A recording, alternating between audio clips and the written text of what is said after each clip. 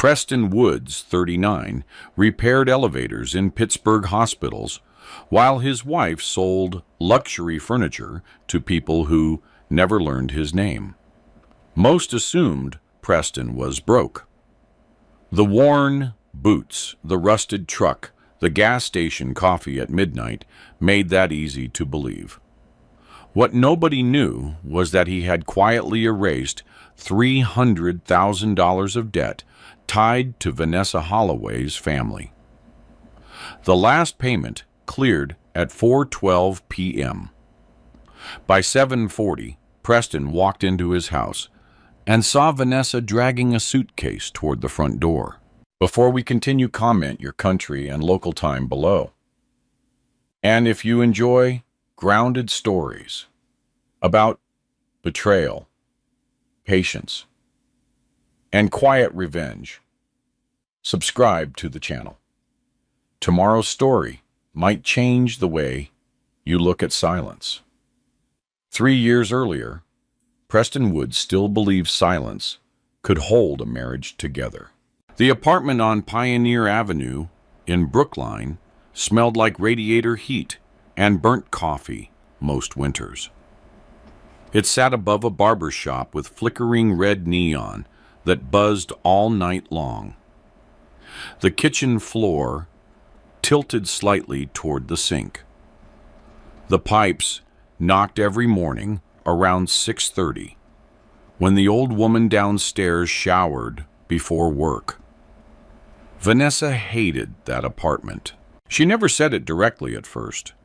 She just opened luxury home listings on her phone during dinner. Bigger kitchens, marble countertops, clean white staircases in Sewickley Heights, where doctors and corporate attorneys lived behind stone gates and trimmed hedges. Preston noticed everything. He simply chose not to react to most of it. That February, Pittsburgh got hit with freezing rain that coated the roads in silver ice. Preston had just finished a 14-hour shift repairing an elevator control panel at UPMC Mercy Hospital when Vanessa called him at 1:17 in the morning. Her voice sounded strange, tight, controlled. "My mom's in the ER." Preston drove straight there without going home. The emergency waiting room smelled like disinfectant and wet coats. Nurses pushed rolling carts through automatic doors, while tired families stared at muted television screens mounted near the ceiling. Preston found Vanessa sitting beside her father near the vending machines. Douglas Holloway looked smaller than usual. That was the first thing Preston noticed. Douglas normally carried himself like a man performing for invisible investors. Perfect shoes, loud opinions, expensive watches, bought on credit. Even during family cookouts, he spoke like somebody pitching a business merger. But that night, his shoulders sagged. Linda Holloway had suffered another cardiac episode. Complications, medication changes, more tests, more bills. Vanessa rubbed her hands together while staring at the tile floor. "We're fine," she said, before Preston even asked. That sentence alone told him they weren't. Around 4 in the morning, Douglas stepped outside to take a call. Vanessa went to the restroom. Preston remained alone near the chairs when he noticed the folder sitting beside Douglas's coat. White envelopes spilled halfway out. Final notices. Past due statements. Bank warnings. He should have looked away. Instead, he quietly pulled one paper free. First National Bank of Pennsylvania. Outstanding commercial balance, $187,430. Another envelope carried the logo of a medical collections agency. Another belonged to a flooring supplier in Cleveland. Another listed overdue payroll taxes Tied to Holloway Fine Furniture. Preston slowly slid the papers back into place. When Vanessa returned, she immediately saw something had changed in his face. "What, nothing? You look worried. I'm tired." She studied him for another second before sitting back down. Preston didn't ask questions there. He waited. He always waited. 2 days later, Vanessa came home late from work carrying Thai takeout containers and a tension headache. She kicked off her heels near the couch and stood silently in the kitchen while Preston reheated leftover soup. Finally, she spoke, without looking at him. "My dad's business is having cash flow issues." Cash flow issues. People with real money always used soft phrases for disasters. Preston placed the spoon down carefully. How bad? Vanessa crossed her arms. "They'll recover." That bad. She looked irritated now. "Why are you making it sound dramatic?" "Because hospitals did not send collection agencies after stable families. Because men, like Douglas Holloway, did not suddenly stop bragging unless something underneath them was collapsing." Preston sat quietly while Vanessa paced near the refrigerator. Finally, she exhaled hard. "My parents refinanced the showroom 2 years ago. Then Mom got sick again. Tyler's company failed. Dad started borrowing against inventory to stay open."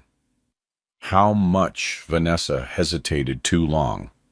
That told him the number before she said it. Almost 300,000. The apartment suddenly felt smaller. Outside snow slid down the fire escape in heavy sheets. Vanessa leaned against the counter and spoke quickly now, almost defensively.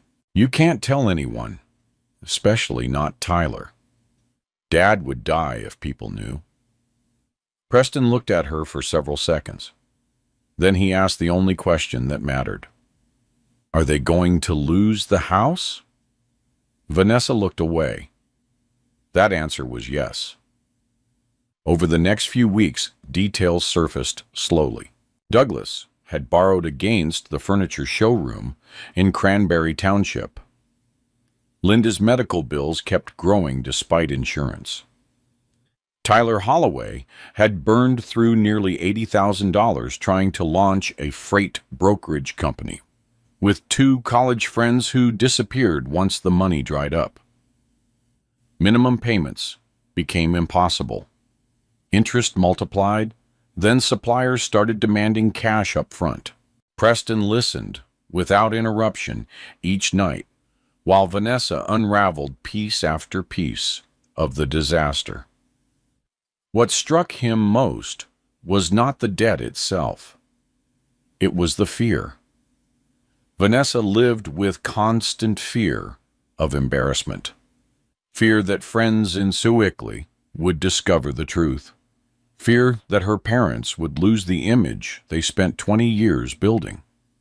One night, Preston woke around 2:30 in the morning and found her sitting alone at the kitchen table. The laptop screen illuminated unpaid invoices scattered beside a calculator. She was crying silently.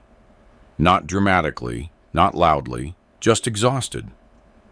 Preston stood in the hallway, watching for a moment before walking over. Vanessa immediately wiped her face. "I'm okay." He nodded once. Then he pulled out the chair across from her and began reading the paperwork, line by line. Loan balance collection notices, medical payment plans, interest rates, deadlines. By sunrise, he understood the structure of the entire collapse. And somewhere around 6:15 that morning, while the first city buses groaned through icy streets outside Preston, made a decision he would never fully explain to anyone. He would fix it. Not because Douglas deserved rescuing, not because Tyler had earned forgiveness, and not because Vanessa asked him to. She never did. Preston simply could not sit across from the woman he loved every night and watch fear slowly hollow her out from the inside. So he started making calls, quietly. A week later, after finishing another overnight maintenance shift downtown, Preston parked outside a small brick office building near Grant Street. The gold lettering on the glass door read, Shaw and Bentley Financial Law. Inside, a woman in a charcoal suit waited beside stacks of folders, arranged with surgical precision. Evelyn Shaw did not waste time with greetings. You're talking about assuming nearly $300,000 in distressed debt, she said. If you do this incorrectly, you could destroy your own financial future. Preston slid the paperwork across the desk. I'm not asking how to avoid it. Evelyn opened the folder. I'm asking how to survive it. She studied him carefully then. Not his clothes, not the worn work boots. The calm. Most people looked panicked when discussing money at that level. Preston looked like a man preparing for weather. Evelyn leaned back slightly. If we do this, she said, everything must be documented. Every transfer, every signature, every protection. Preston nodded once. Outside, snow drifted across Grant Street under the gray Pittsburgh sky while Evelyn pulled the first contract from her drawer. And for the first time, the debt officially became his. The first thing Preston sacrificed was sleep. The second was comfort. Everything else disappeared gradually after that. For almost 3 years, his life became a cycle of elevators, fluorescent lighting, and coffee strong enough to keep his hands steady at 4 in the morning. Pittsburgh looked different during overnight shifts. Downtown emptied after midnight, except for ambulances, snowplows, and exhausted workers smoking outside loading docks. Preston spent most nights inside service corridors, beneath hospitals and office towers, where nobody cared about appearances, only whether the elevators worked. At UPMC Presbyterian, he repaired emergency brake assemblies while surgeons operated 8 floors above him. At the Fairmont Hotel downtown, he reset jammed control systems after drunk convention guests overloaded elevators at 2 in the morning. At Allegheny General, he once worked 19 straight hours. After a power fluctuation, trapped 3 nurses between floors during a thunderstorm. He rarely complained. There was no energy left for complaining. Around dawn, he usually sat alone inside his truck near the Monongahela River and ate breakfast from a plastic container, while steam rose from sewer grates into the winter air. Turkey sandwich, protein bar, black coffee from Speedway. Always the same. Preston became careful with every dollar. He stopped buying takeout, stopped replacing old clothes, stopped going out with co-workers after shifts. When the transmission in his Ford F-150 began slipping, he learned how to rebuild part of it himself through repair manuals and YouTube videos watched at 2 times speed. Vanessa noticed some of it. Not all. What happened to your boots? She asked one night. The soles were peeling loose near the toes. They're fine. You said that 3 months ago. Preston shrugged and kept eating. Vanessa stared at him from across the apartment table. "You work too much."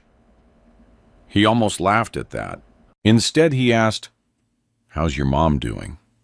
That redirected the conversation exactly where he wanted it. Linda Holloway's condition stabilized slowly over the next year, but the bills never truly stopped. New medications replaced old ones. Insurance disputes dragged across months. Specialists demanded upfront payments before appointments. Every time another notice appeared, Preston quietly handled it through Evelyn Shaw's office. Structured payments, debt renegotiations, settlement agreements. Everything documented. Everything controlled. Evelyn insisted on precision. "You are not throwing money into a fire," she told him. During one meeting, "You're building a legal position. Remember that." At first, Preston barely understood what she meant. Then she began showing him patterns, showing him Douglas Holloway had terrible financial instincts. He refinanced emotionally, borrowed emotionally, signed things emotionally. Men like that collapsed because they kept pretending tomorrow would save them. Preston approached problems differently. He prepared. He tracked every transfer in spreadsheets late at night while Vanessa slept. He kept copies of every payment confirmation in locked folders labeled by date and creditor. He never imagined those records would someday matter beyond the debt itself. But Evelyn did. "You're protecting yourself," she reminded him repeatedly. Meanwhile, Vanessa drifted further away. Not suddenly, gradually, like somebody stepping backward into fog. At first, it showed up in small comments. "You still drive that thing? Do you ever think about doing something bigger? My friend Alyssa's husband just made partner downtown." Preston usually answered with silence, not because he lacked words, because arguments consumed energy he needed elsewhere. One Friday evening, Vanessa invited him to a networking party at a rooftop bar downtown. Most guests worked in corporate law finance or commercial real estate. Preston almost declined after a 14-hour shift, but Vanessa insisted. "You never come with me anywhere." So he showered, put on his only dark blazer, and went. The rooftop overlooked the Allegheny River. String lights reflected against glass towers, while waiters carried trays of bourbon cocktails through crowds dressed in expensive wool coats. Preston immediately felt out of place. Not insecure, just observant. Men there shook hands too long, laughed too loudly, mentioned investment portfolios within 3 minutes of introductions. Vanessa transformed around them. Her posture changed. Her smile sharpened. She laughed, faster, touched people's arms while talking, tilted herself toward conversations that sounded expensive. That was where Preston first met Grant Carlisle. Grant looked engineered for corporate advertisements. Early 40s, perfect haircut, navy overcoat tailored close at the shoulders, a silver Rolex partially visible beneath his cuff every time he lifted his drink. Corporate litigation attorney, Carlisle and Boone, downtown office overlooking Market Square. Grant shook Preston's hand politely, but without curiosity. "What line of work are you in elevator systems?" Grant nodded once. Conversation finished. 10 seconds later, He was discussing private equity with someone else. Vanessa noticed none of it, or pretended not to. On the drive home, snow drifted lightly across the windshield while jazz played softly through the truck speakers. "You could have talked more tonight," Vanessa said. Preston kept his eyes on the road. "I talked. You know what I mean." He did. Vanessa wanted performance. Ambition spoken out loud. The kind of confidence men like Grant Carlyle wore naturally. Preston had never learned how to advertise himself. A few weeks later, she mentioned Grant again, while folding laundry. "He's representing a hotel developer downtown. Apparently, he billed $900 an hour last year." Preston nodded without interest. Vanessa watched him carefully. "Does that bother you?" "No. You don't care that other people are more successful?" Preston finally looked up from the dishwasher. "Success isn't usually as loud as people think." Vanessa rolled her eyes slightly. That tiny movement stayed with him longer than the conversation itself. By the second year, the marriage felt uneven in ways Preston could not repair with money or patience. Vanessa spent more evenings out with coworkers, more client dinners, more weekends at networking events. Sometimes she came home smelling like expensive restaurant wine and downtown hotel perfume. Preston never accused her of anything. He simply watched. One rainy Tuesday, near the end of October, Preston finished repairing a malfunctioning freight elevator at St. Clair Hospital around 1:40 in the morning. His hands smelled like machine oil and burned wiring insulation. Rain hammered against the parking garage roof while he sat inside his truck checking work orders on his phone. That was when Vanessa's screen lit up on the dashboard Bluetooth system. A message preview appeared automatically. Grant Carlyle. Still thinking about tonight. Preston stared at the glowing screen while rainwater slid across the windshield in silver streams. Another message arrived seconds later. "You deserve more than that apartment."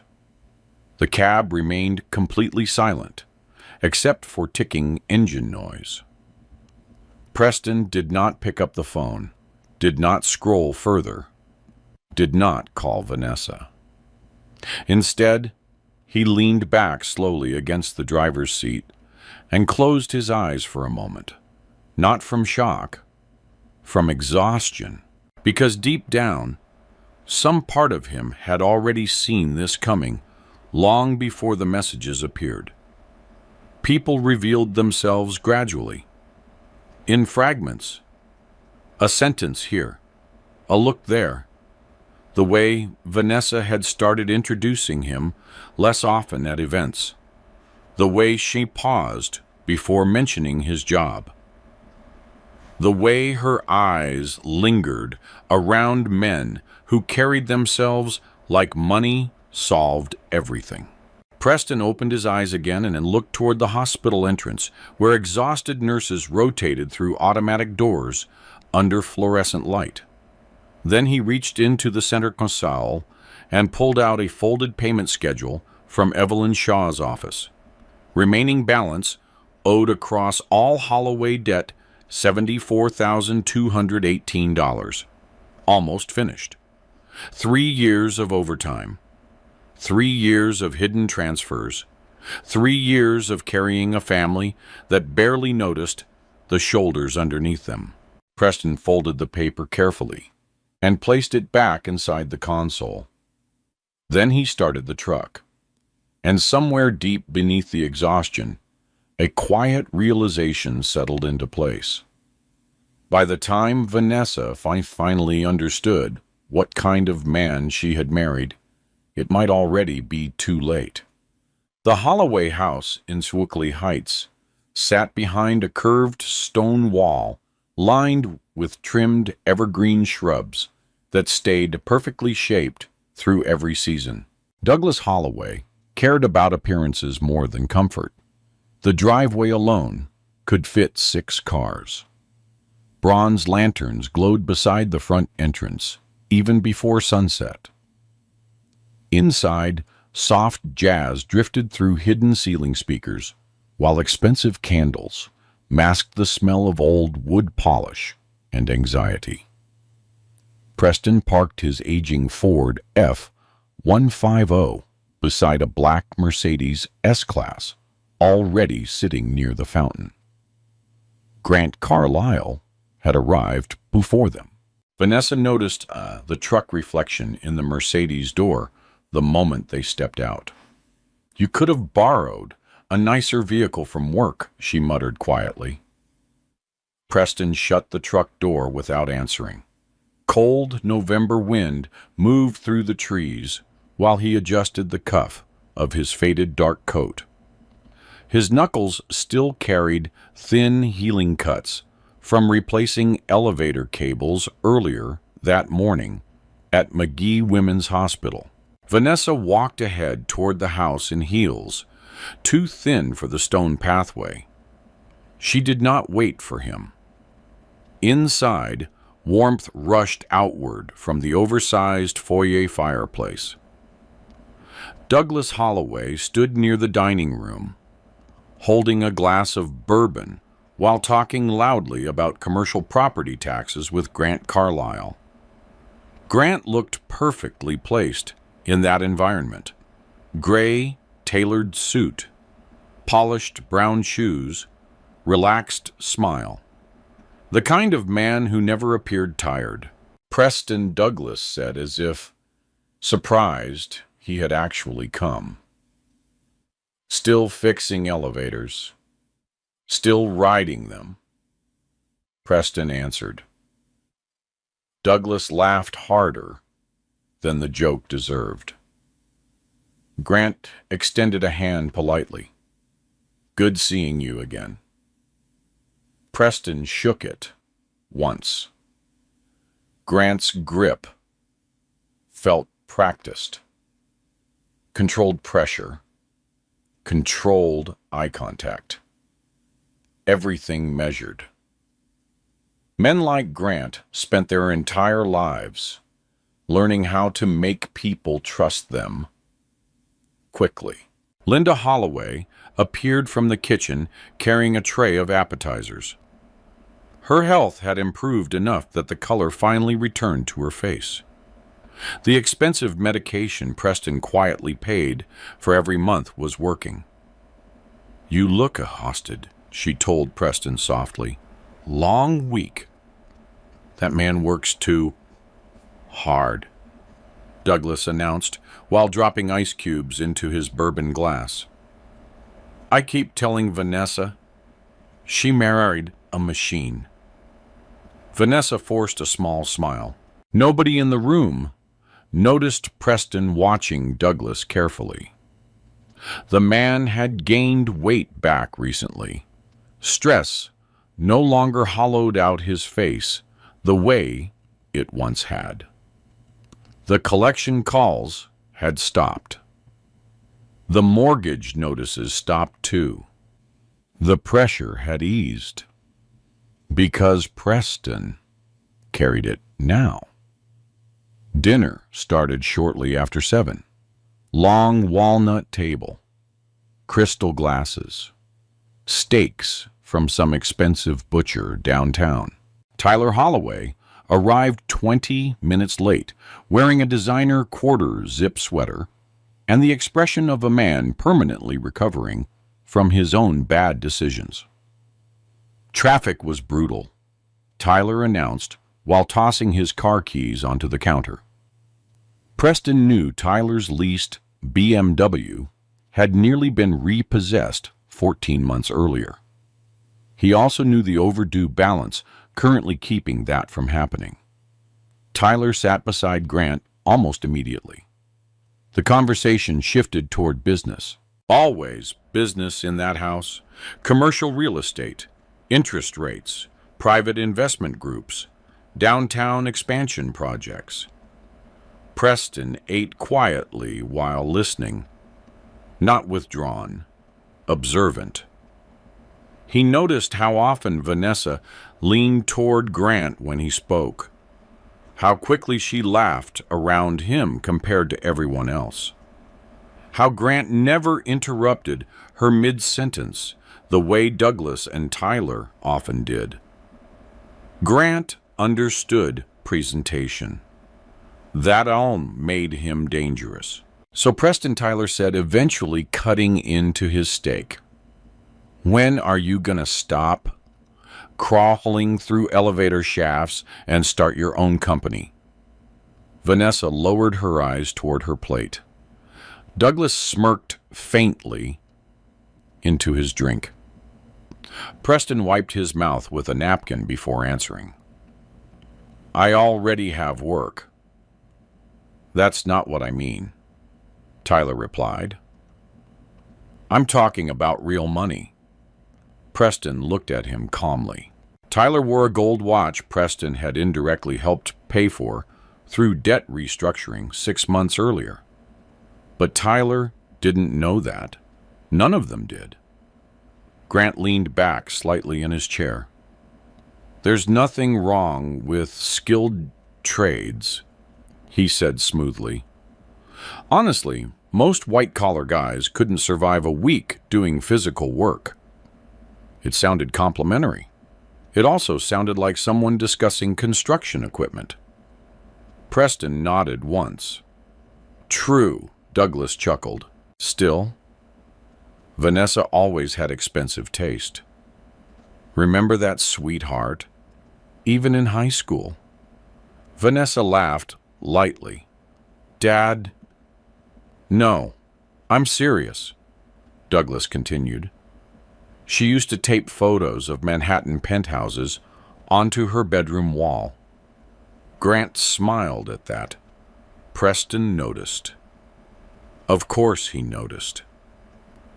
Outside, snow began drifting across the backyard pool lights in slow white spirals.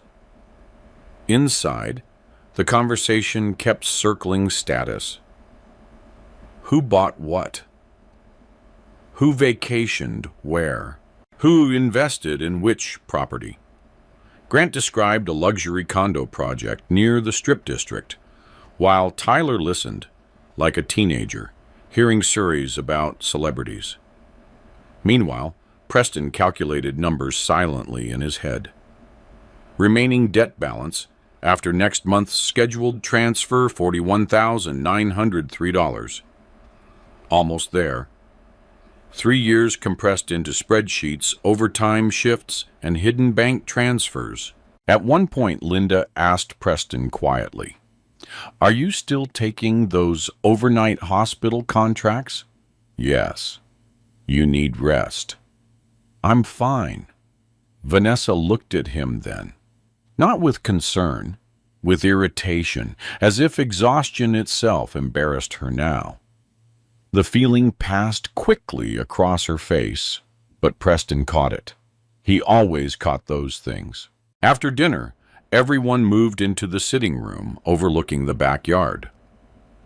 Douglas poured another round of drinks, while Grant discussed a litigation case involving a failed hotel acquisition. Vanessa sat beside him on the couch. Too close. Not inappropriate enough for accusation. Just familiar enough to settle coldly in Preston's chest. Tyler turned toward Preston with a grin. "You know what your problem is?" Preston looked over. "You never sell yourself." "Maybe." "No, seriously," Tyler continued. "Guys like Grant understand image, success, connections. You act like none of that matters." Grant gave a modest shrug. "I think consistency matters more."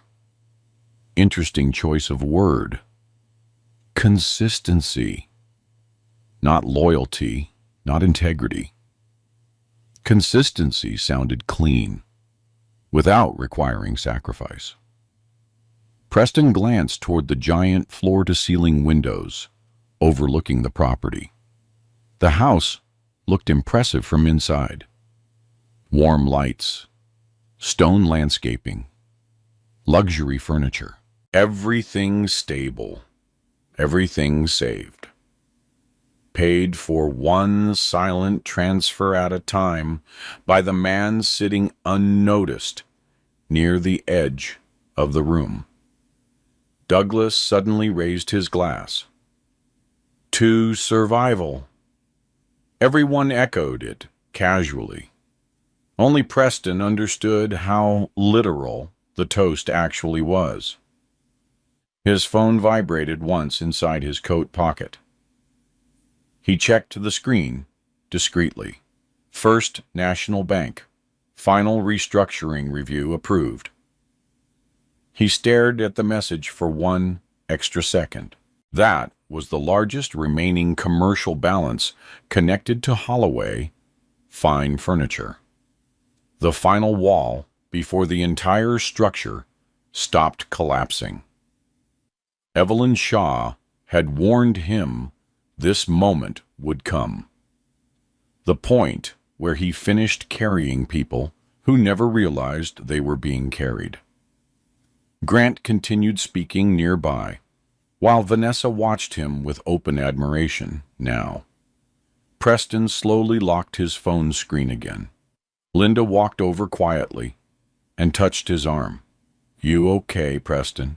Yeah. You look far away tonight. He glanced around the room once more. Douglas laughing loudly beside the fireplace. Tyler talking about investment apps he barely understood. Vanessa smiling at another man. Grant perfectly comfortable inside a life Preston had secretly financed. Then Preston looked back at Linda, just tired. And for the first time in years, the exhaustion no longer felt temporary. The snow started before dawn and stayed all day. By 4 in the afternoon downtown, Pittsburgh looked washed in gray and white. Slush gathered along curbs. Pedestrians walked faster, with shoulders hunched against the wind. Brake lights reflected across wet streets like broken red ribbons. Preston Woods parked outside First National Bank of Pennsylvania and sat in his truck for nearly 2 full minutes before getting out. Not because he was uncertain, because he was tired enough to feel it in his bones. 3 years. 3 years of overtime shifts, skipped weekends, repaired machinery, hidden transfers, and carefully managed silence had brought him to this parking spot. The envelope resting on the passenger seat contained the final numbers. He picked it up and stepped into the cold. Inside, the bank smelled like polished marble and burnt coffee from the customer waiting area. Holiday decorations had already gone up around the lobby, even though Thanksgiving was still a week away. Gold ribbons wrapped around artificial pine garlands near the teller counters. People smiled more during the holidays. Even banks pretended warmth. A young associate in a navy blazer recognized him immediately. Mr. Woods Preston nodded once. Mr. Hargrove is expecting you. He followed her through glass doors toward a private office overlooking Grant Street. Richard Hargrove stood as Preston entered. Mid-50s, silver tie, calm eyes behind rectangular glasses. Over the past 3 years, Hargrove had watched Preston slowly erase a collapsing mountain of debt, one payment at a time. Most clients who dealt with distressed balances arrived emotional, desperate, loud. Preston never raised his voice once. Hargrove respected that. Long road, the banker said quietly. Preston sat across from the desk. Yeah. Hargrove opened the file. The stack had grown thinner over time. Fewer balances, fewer notices, fewer dangers waiting behind paperwork. Now, only one remained. Commercial restructuring balance, $41,900. $3.27. Hargrove rotated the monitor slightly. Once this clears, he said the Holloway accounts will officially close in good standing. Preston looked at the number. For a second, memories threw him in fragments. Linda Holloway sitting in a hospital bed under fluorescent light. Vanessa crying quietly over unpaid invoices at the kitchen table. Tyler bragging about investments, while Preston covered his disasters behind the scenes. 3 years compressed into one final transfer. "You ready?" Hargrove asked. Preston removed his phone. "Do it." The wire transfer took less than 30 seconds. One tap, one confirmation code, one final authorization. That was all. Machines ended things much faster than people did. Hargrove printed the confirmation receipt and slid it across the desk. Paid in full. The words sat there plainly, beneath account numbers and timestamps. No music played. No applause. No relief exploded through Preston's chest, the way movies pretended it would. Mostly he felt empty, like a man who had been carrying something heavy. For so long his body no longer understood how to stand without it. Hargrove leaned back slightly. "You saved them," he said. Preston folded the receipt once. They saved themselves. It wasn't true. Both men knew that. But Preston had never been comfortable discussing his own sacrifices out loud. As he stood to leave, Hargrove spoke again. "You know, most people would have demanded recognition." Preston slid the folded receipt into his jacket pocket. Recognition from who? Outside snow struck his face sharply the moment he exited the building. Traffic crawled through downtown. Sirens echoed somewhere near Liberty Avenue. Preston climbed back into his truck and rested both hands on the steering wheel for several seconds. Finished. The debt was gone. For the first time in years, he allowed himself to think about something beyond survival. Maybe a better apartment. Maybe fewer overnight shifts.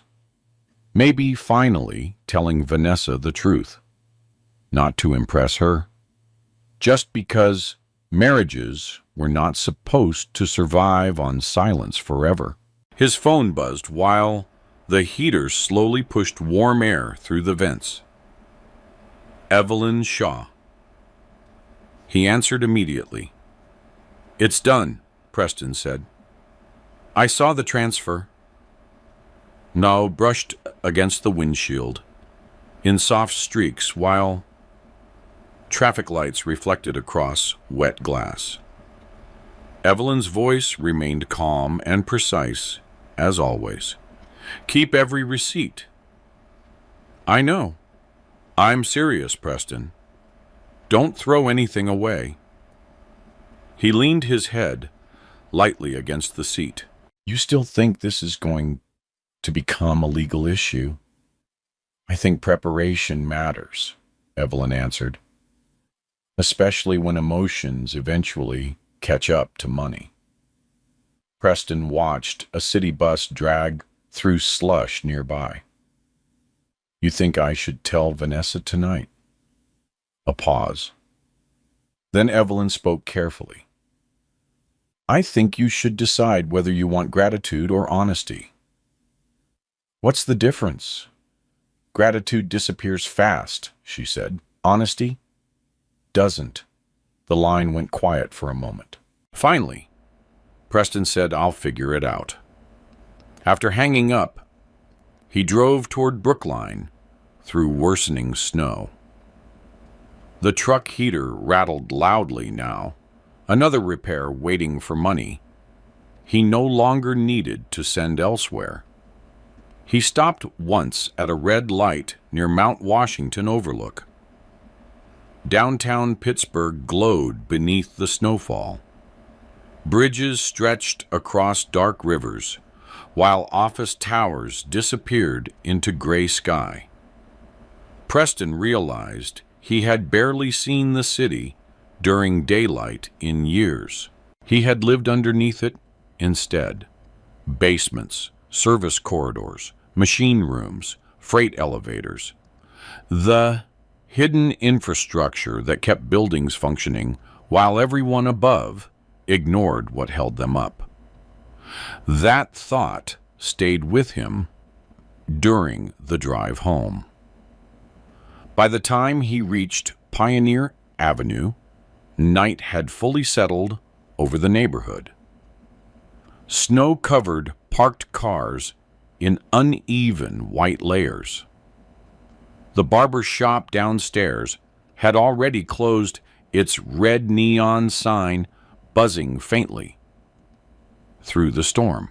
Preston climbed the apartment stairs carrying nothing except the folded bank receipt inside his jacket pocket.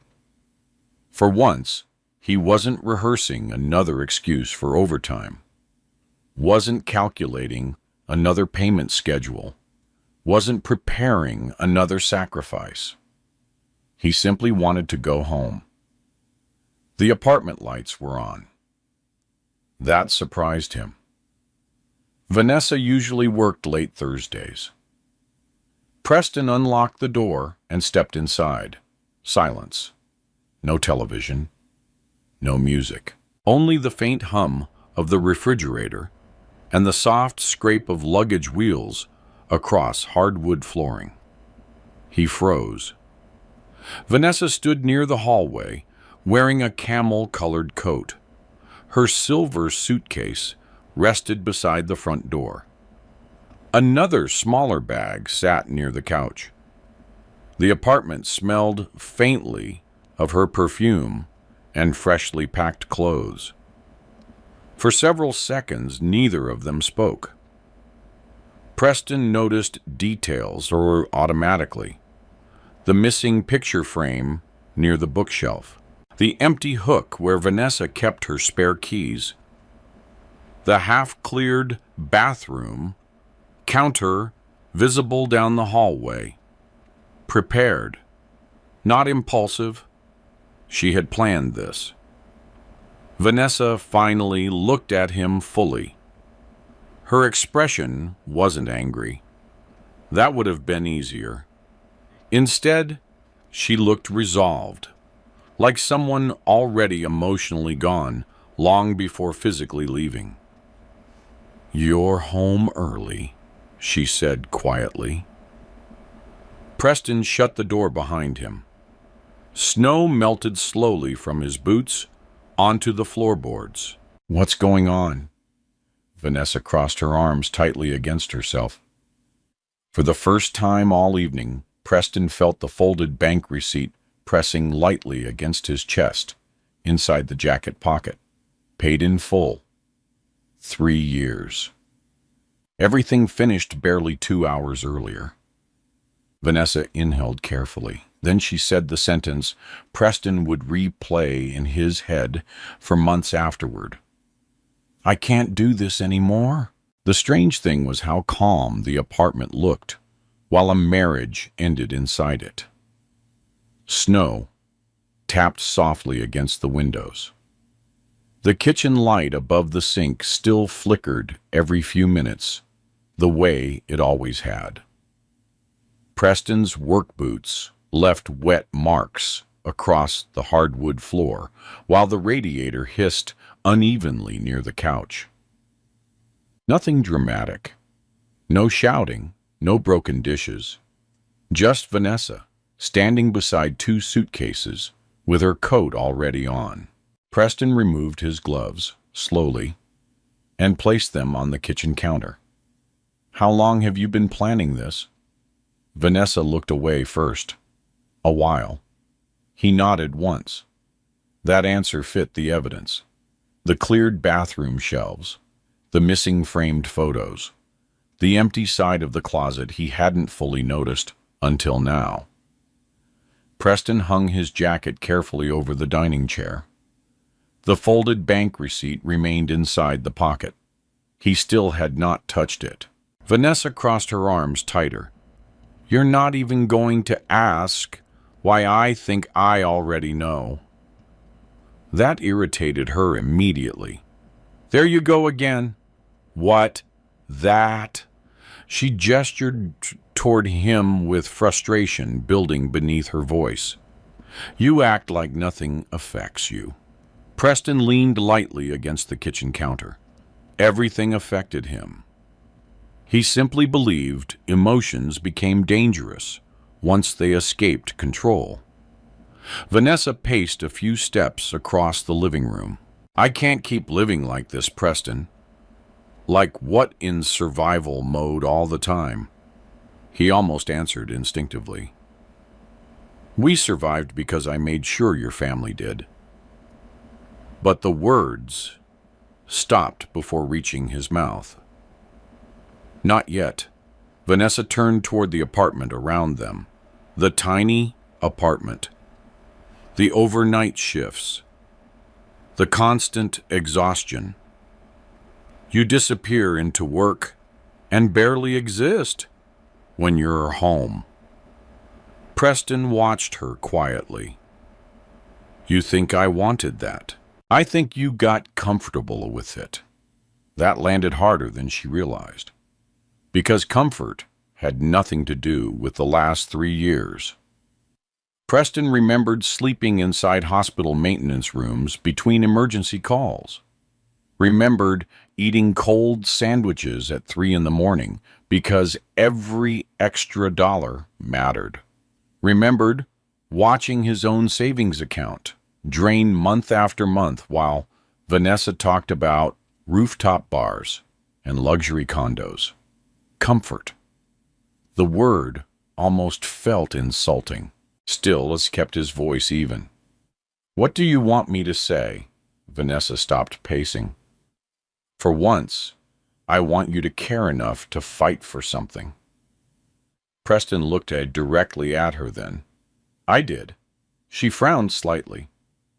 The sentence passed over her without understanding. Outside, headlights swept briefly across the apartment ceiling as a car turned down Pioneer Avenue. Vanessa inhaled slowly. There's someone else. There it was.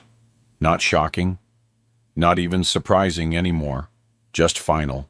Preston lowered his eyes briefly toward the floorboards. How long? A few months. Grant, Carlisle, of course. Preston imagined the polished Mercedes outside expensive restaurants downtown, the rooftop bars, the conversations about ambition and success and bigger futures. Grant represented movement. Preston represented endurance, and endurance rarely looked glamorous. Vanessa spoke more quickly now, as if momentum made honesty easier. He listens to me. Preston said nothing. He understands the kind of life I actually want. Still, nothing. Her frustration returned almost immediately. Why are you so calm? Because panic changes nothing. Because anger solves nothing. Because exhausted men often run out of visible reactions long before they run out of pain. But Preston only answered, what would yelling accomplish? Vanessa stared at him like that response itself proved her point. You know what your problem is? she asked quietly. You never needed more. That wasn't true either. Preston had wanted plenty. A house someday. Children, maybe. Rest, peace. He had simply traded those wants for responsibilities nobody else would carry. Vanessa picked up the smaller suitcase. I'm staying somewhere else tonight. With Grant, a pause. Then yes. The honesty at least deserved acknowledgement. Preston nodded once. Neither of them spoke for several seconds afterward. The apartment suddenly sounded smaller than ever. Refrigerator hum. Pipe noise. Wind brushing snow against the windows. Vanessa walked toward the door, but stopped before opening it. I didn't mean for this to happen. Preston believed that part.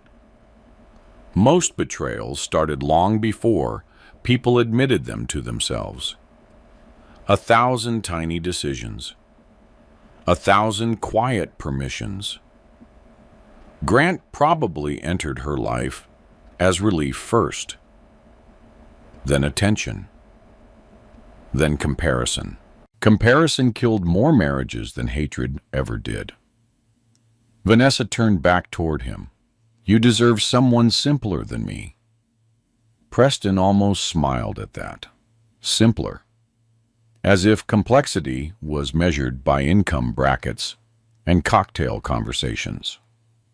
He looked at her carefully now.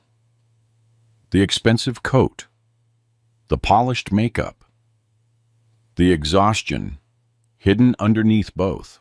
3 years earlier, she had cried quietly over medical debt at the kitchen table, while Preston built a shield around her entire family, one payment at a time.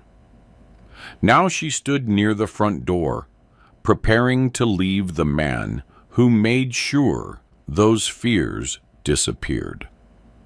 And she still did not know. That realization settled strangely inside him. Not rage. Something colder.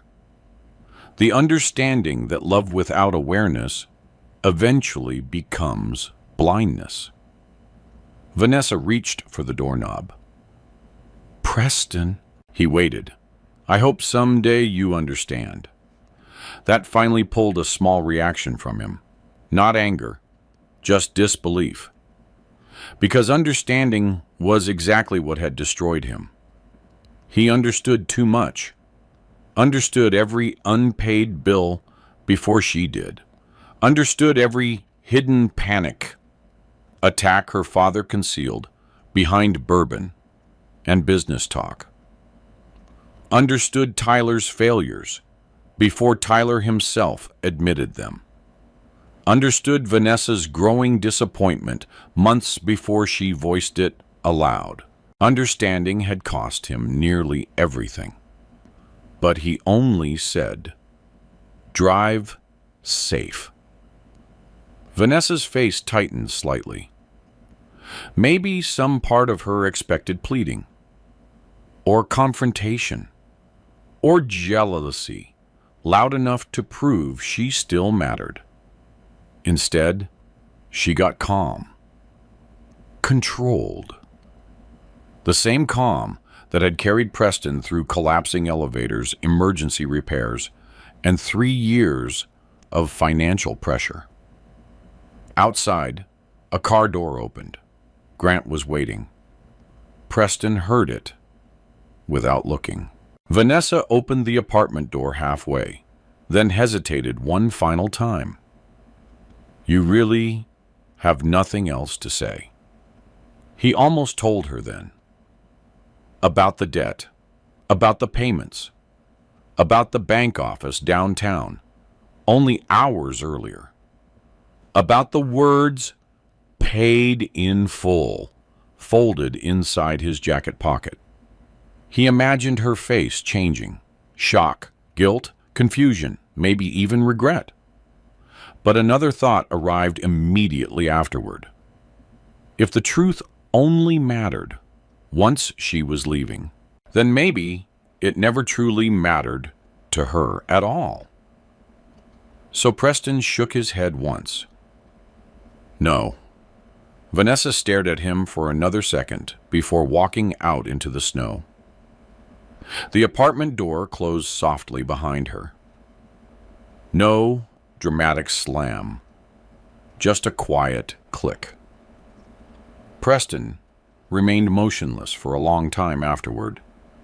Then he finally walked toward the window. Grant Carlyle stood beside the black Mercedes parked at the curb. Snowflakes drifted across the streetlights while he loaded Vanessa's luggage into the trunk. Grant glanced toward the apartment once. Not guilty. Victorious. Men like Grant always believed outcomes proved worth. The Mercedes pulled away slowly through the snow-covered street. Its red taillights disappeared at the intersection. Then Preston stood alone inside the apartment he had spent 3 years financially protecting for people who barely saw him. The silence afterward felt enormous. He walked back into the kitchen mechanically and removed his jacket. The folded bank receipt slipped from the pocket onto the table. Preston stared at it. Paid in full. The words looked almost mocking now. 3 years. $300,000. Gone. And less than 3 hours after finishing the final payment, his wife had left with another man. Preston sat down slowly at the kitchen table. Outside, snow continued falling across Pittsburgh in heavy white sheets. Finally, after several minutes, he reached for his phone and opened the contact labeled Evelyn Shaw. His thumb hovered briefly before pressing call. She answered immediately. "It's done," Preston said quietly.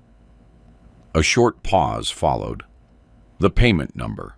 He looked toward the empty hallway where Vanessa's belongings used to be. My marriage. And for the first time that night, the exhaustion in his voice sounded heavy enough for someone else to hear it. Divorce moved faster once lawyers became involved. By Monday morning, Preston already had an email from Vanessa requesting formal separation terms. By Wednesday, paperwork arrived at the apartment through certified mail. The timing impressed him. Grant Carlyle wasted very little time. Preston sat alone at the kitchen table while early winter rain struck the windows. Vanessa's side of the closet remained half empty. Her coffee mugs were gone. So were the expensive candles she used to buy from boutique stores downtown. The apartment looked stripped of softness now. Just exposed structure. He opened the envelope carefully. Petition for dissolution of marriage. Request for temporary financial support. Preliminary claim regarding marital assets. Preston read every page slowly. Not emotionally. Precisely. Grant's influence showed immediately. The language framed Vanessa as a woman emotionally abandoned by a husband, consumed with work. It described Preston as distant, unavailable, financially secretive. That last word almost made him laugh. Financially secretive. For 3 years, secrecy had protected the entire Holloway family from humiliation. Now, it was being used against him. Preston folded the papers neatly and checked the time. 8:14 a.m. Then he called Evelyn Shaw. "I assumed this was coming," she said after hearing the details. "You already sound irritated." "I'm a financial attorney, Preston. Irritation is part of the profession. That pulled the smallest hint of amusement from him. When can you meet? 9:30. Bring everything. Everything turned out to mean exactly that. By the time Tristan arrived at Shaw and Bentley Financial Law downtown, he carried 2 storage boxes filled with records accumulated across 3 years. Bank statements, wire transfers, medical settlements, signed restructuring agreements, tax documents, commercial liens, every quiet sacrifice preserved in paper form. Evelyn stared at the chine as Preston set them inside her office. You actually kept all of it. You told me to. That may be the smartest decision you've made in your entire life. Outside her office window, Pittsburgh traffic crawled through freezing rain while Evelyn began reviewing the divorce filing. She read quickly. Cold eyes, sharp focus, no wasted motion. Finally, she set the papers down. Grant Carlyle wrote parts of this himself. How can you tell? Because it sounds expensive. Preston leaned back in the chair silently. Evelyn tapped one fingernail against the document. They're asking for shared equity in the house, access to financial accounts, and temporary support based on income estimates. Okay. You don't sound worried. Preston looked toward the rain outside. I'm too tired to panic. Evelyn studied him for a moment before opening another folder. Good. That ruins strategy.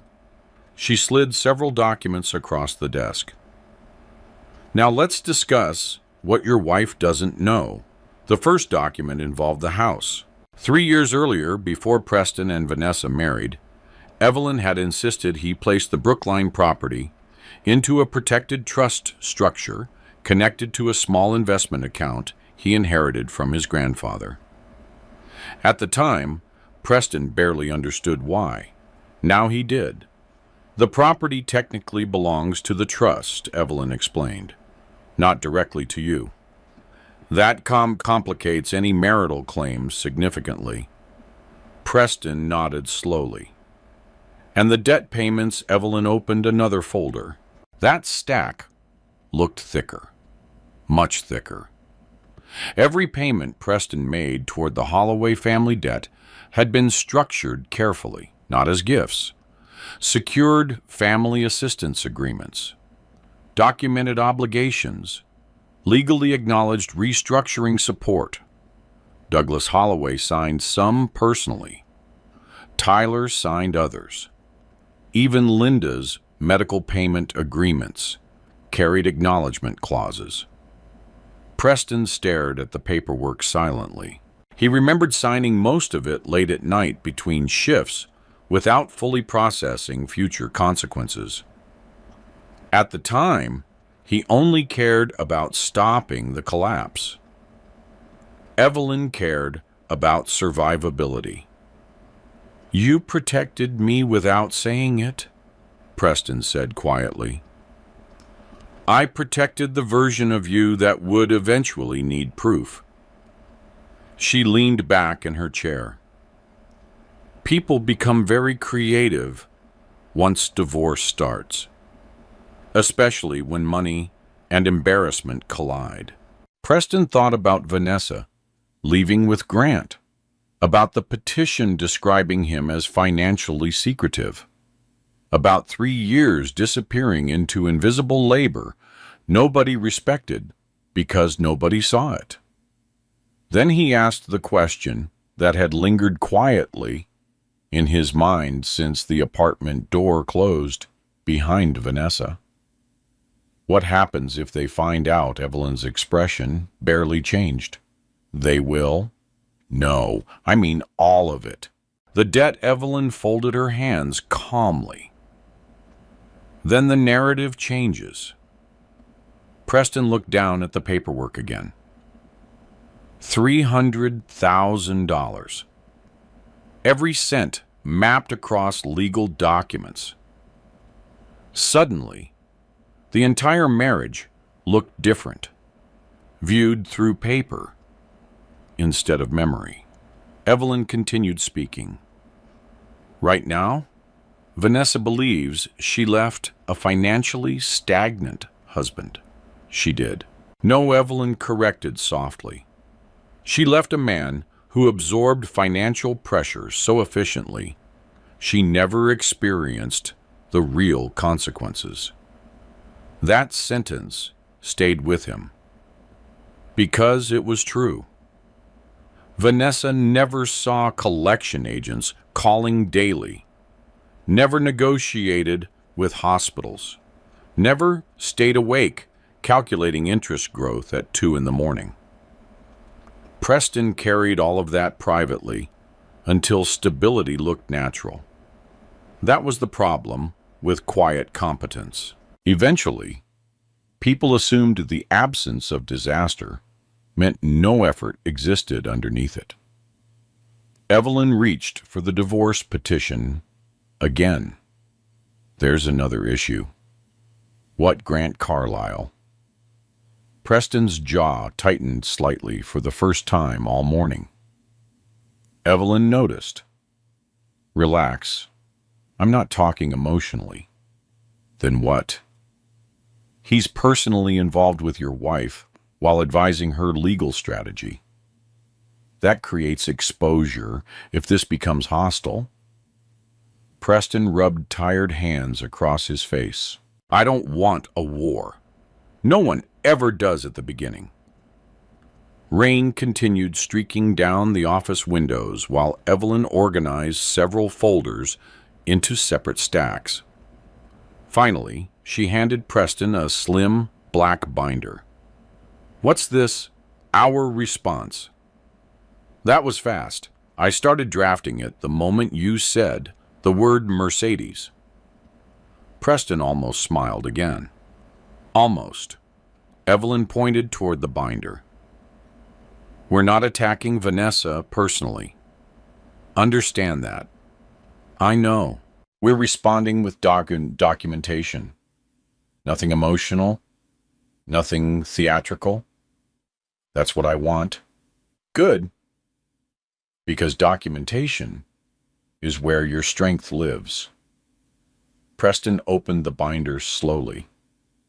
Inside sat copies of transfer records arranged chronologically. Dates, amounts, creditor names, signatures. The entire hidden structure of the last 3 years exposed with brutal clarity. He stopped at one page showing medical payments made directly to UPMC Mercy for Linda Holloway's cardiac treatment. Total transferred $46,218.11. Another showed commercial restructuring support for Holloway Fine Furniture. Another covered Tyler's private debt consolidation agreement. Preston closed the binder again. Outside, a police siren echoed through downtown traffic. What happens now? He asked. Evelyn stood and walked toward the window. Now we remind everyone that facts age better than emotions. She turned back toward him. Grant Carlyle is expecting a tired blue-collar husband, desperate to protect his dignity. Preston said nothing. Evelyn's eyes sharpened slightly. What he's about to meet, instead, is a man with records. The phrase settled heavily into the room. A man with records. Not accusations, not revenge fantasies. Proof. Quiet. Organized. Dangerous proof. Preston rose slowly from the chair. For the first time since Vanessa walked out, something inside him no longer felt wounded, not healed, but steadier, like a foundation finally touching concrete after years of standing in mud. Evelyn handed him a final envelope before he left. What's this courtesy copy? of what the first disclosure package going to Vanessa's attorney. Preston looked at the sealed envelope for several seconds. Inside it sat the truth, not spoken dramatically across a courtroom, not screamed during arguments, just documented, verified, real. He slid the envelope into his coat pocket beside the folded bank receipt, still resting there from 4 days earlier.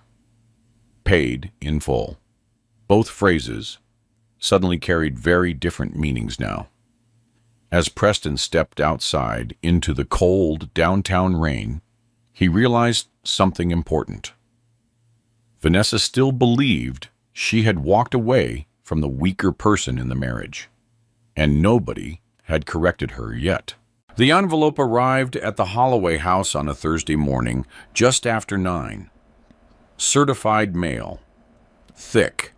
Heavy enough to feel expensive before it was even opened. Douglas Holloway signed for it personally while still wearing a cashmere robe and house slippers. Snow covered the front lawn in uneven white patches, left behind from the previous night's storm. A black Range Rover sat warming in the circular driveway, while financial news played quietly from televisions mounted throughout the house. For a few minutes, Douglas ignored the envelope completely. He assumed it was divorce paperwork. Another unpleasant administrative detail connected to Vanessa leaving Preston. Nothing urgent, nothing dangerous. That changed the second he opened it in the kitchen. The first page carried the heading, Notice of Financial Interest and Documented Liability Structure. Douglas frowned immediately. By the third page, color began draining slowly from his face. Linda noticed from across the marble kitchen island. "What is it?" Douglas didn't answer. He kept turning pages faster now. Transfer schedules. Account references. Signed restructuring acknowledgments.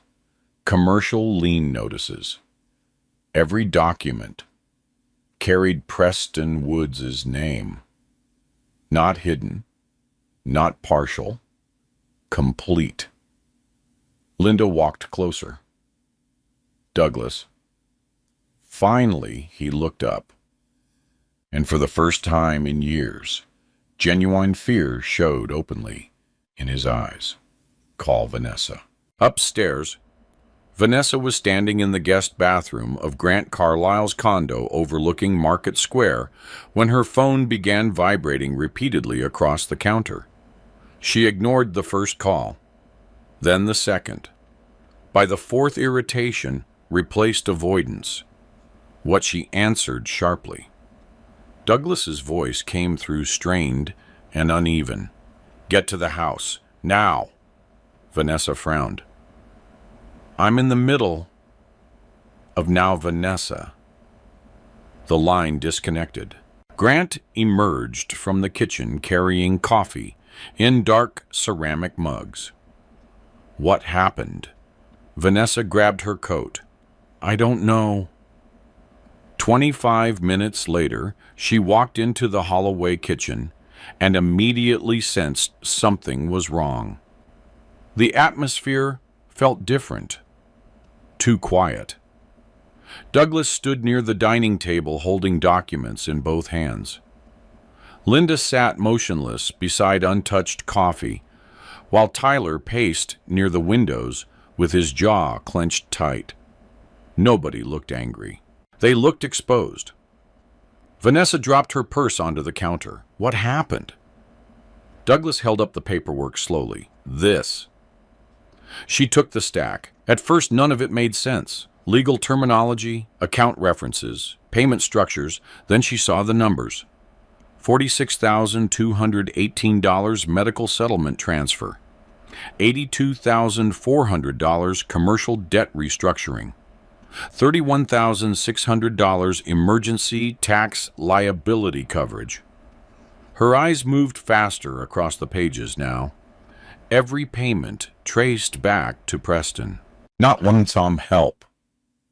Years of systematic financial support hidden behind legal agreements and restructuring terms. Vanessa stopped breathing normally. "What is this?" Tyler laughed once. "Not humor. Shock. That's apparently your husband, saving our asses for 3 straight years." Ex-husband, Vanessa almost corrected automatically. But the word caught in her throat. Douglas grabbed another page from the table. He paid the inventory lenders. Linda whispered softly, "No." He paid the medical collections, too. Vanessa looked down again. Preston Woods. Repeated dozens of times across the paperwork. Transfer after transfer. Month after month. Quietly. Systematically. Her stomach tightened painfully. "That can't be right." Tyler pointed toward the signatures. "It's right." Douglas's hands trembled slightly while flipping through additional pages. He structured all of it legally. Grant arrived 20 minutes later. Perfect coat, perfect posture, perfect confidence, entering a room that no longer supported it. "What exactly are we looking at?" he asked, calmly. Douglas shoved the paperwork toward him. Grant read quickly. Too quickly at first, then slower, much slower. The confidence around his mouth faded almost invisibly. That was the first thing Vanessa noticed. Grant finally looked up. "When did Preston disclose these agreements?" Douglas stared at him incredulously. "He didn't." Grant continued reading. The room remained silent, except for pages turning and wind brushing snow against the windows. Vanessa sat down slowly at the kitchen island. Fragments of the last 3 years began rearranging themselves in her head.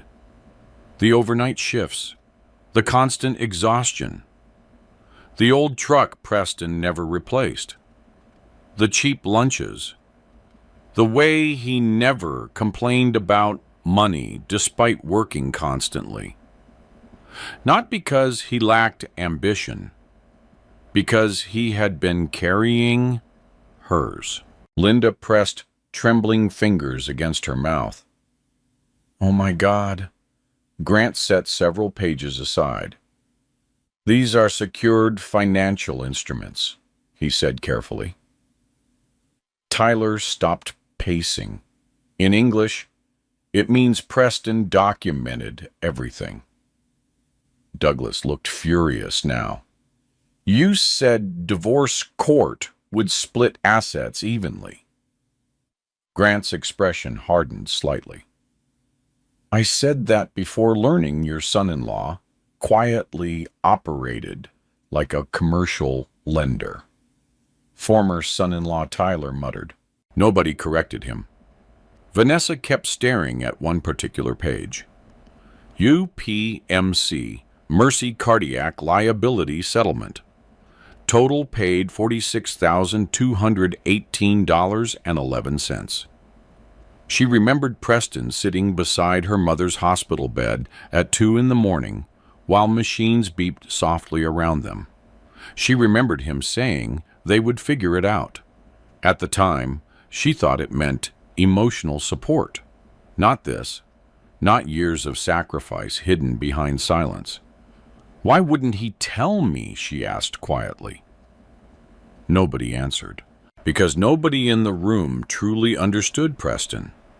Not really. Douglas slammed one document onto the counter. "This says there are liens tied to the business property." Grant nodded once. "Conditional security interests." "Yes." "Can he take the showroom if repayment obligations fail under the agreement structure?" Grant paused carefully. Potentially, yes. Linda looked horrified. But he would never do that. Grant didn't answer immediately, because Grant understood something the Holloways were only beginning to realize. The quiet man they underestimated had protected himself better than any of them had.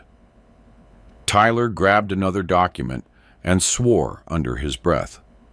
What Tyler looked toward Vanessa. He covered my debt consolidation too. Vanessa frowned. What debt consolidation? Tyler avoided eye contact instantly. That reaction alone answered enough. Douglas exploded next. You told us that issue was resolved. It was resolved. How Tyler threw the papers down. Apparently, Preston resolved it. The room fell silent again. Every hidden weakness now sat exposed beneath fluorescent kitchen lighting. Not because Preston attacked them, because paperwork did. Facts looked colder on paper than accusations ever sounded out loud. Grant finally removed his glasses and rubbed one hand slowly across his jaw. That's not the worst part. Douglas stared at him. What do you mean, not the worst part? Grant tapped the divorce petition sitting nearby. Vanessa's filing portrays Preston as financially unstable and emotionally unavailable. Vanessa's chest tightened immediately. Grant continued calmly. These records create the opposite impression. Nobody spoke. Outside, a snowplow rumbled past the house. Grant reorganized the documents into cleaner stacks. He also has impeccable documentation. Dates, signatures, payment histories, everything. Douglas sank slowly into a chair. Linda looked close to tears. Vanessa still hadn't moved. She kept remembering small moments. Preston falling asleep at the kitchen table, grease stains on work jackets. His hands cracked from winter cold and industrial solvents.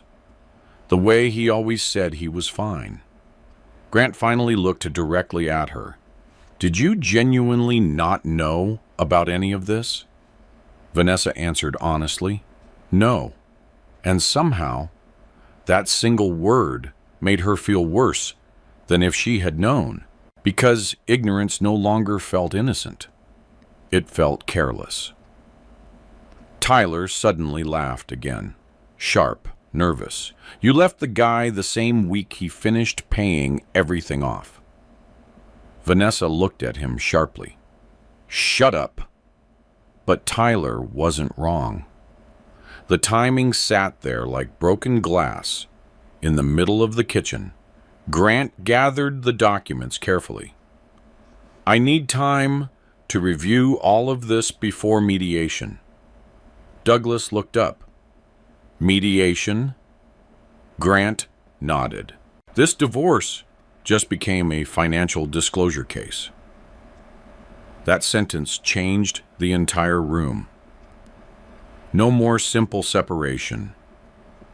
No more easy narrative about a distant blue-collar husband who failed emotionally. Now there were records, structures, proof.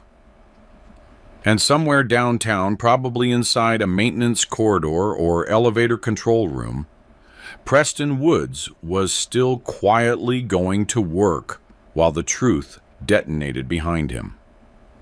Vanessa suddenly stood. I need to talk to him.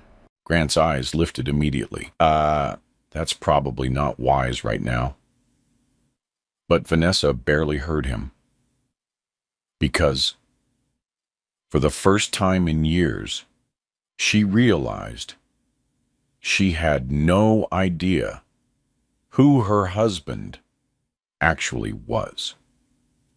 Mediation Room 4B sat on the third floor of the Allegheny County Family Court Building beneath rows of flickering fluorescent lights that made everyone look slightly more exhausted than they already were.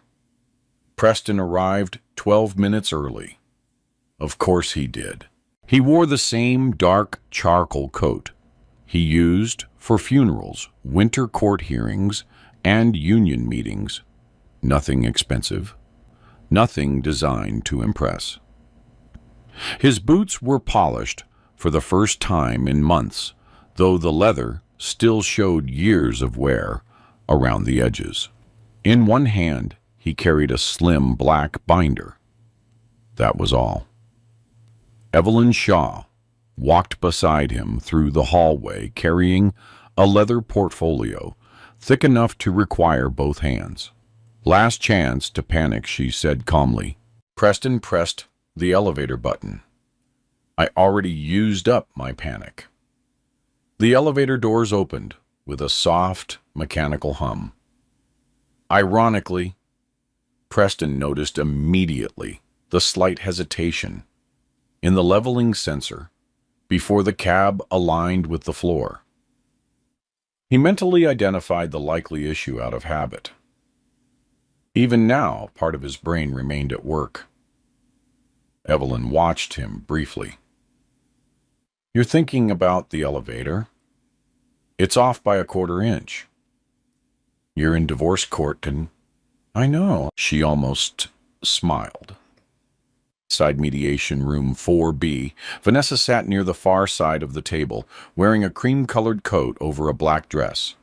Grant Carlisle sat beside her, reviewing paperwork with practiced focus. Douglas Holloway occupied a chair near the wall, looking pale and irritated. Tyler slouched beside him, tapping nervous fingers against his knee. The room shifted subtly the second Preston entered. Not dramatically, just enough, because everyone there knew something now they hadn't known before.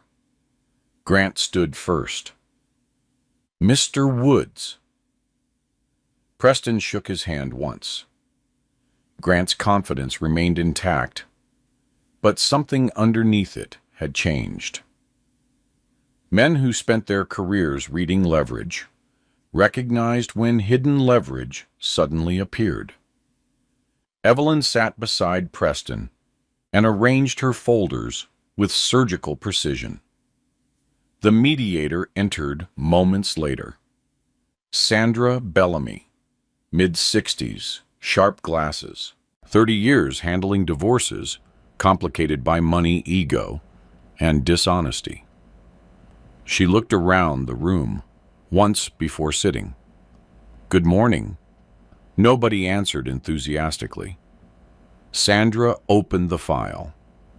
We are here regarding the dissolution proceedings between Preston Woods and Vanessa Woods, with additional financial disclosure concerns tied to associated debt structures.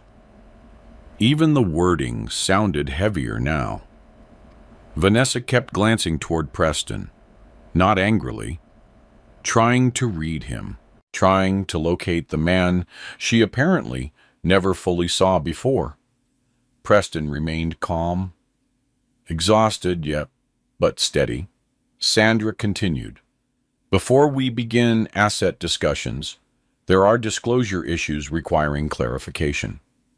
Grant adjusted his cuff slightly. We acknowledge the newly presented financial documentation. Evelyn responded immediately. Newly presented to them. Not newly created. Grant's jaw tightened almost invisibly. Sandra raised one hand gently, one at a time. Then she looked toward Preston.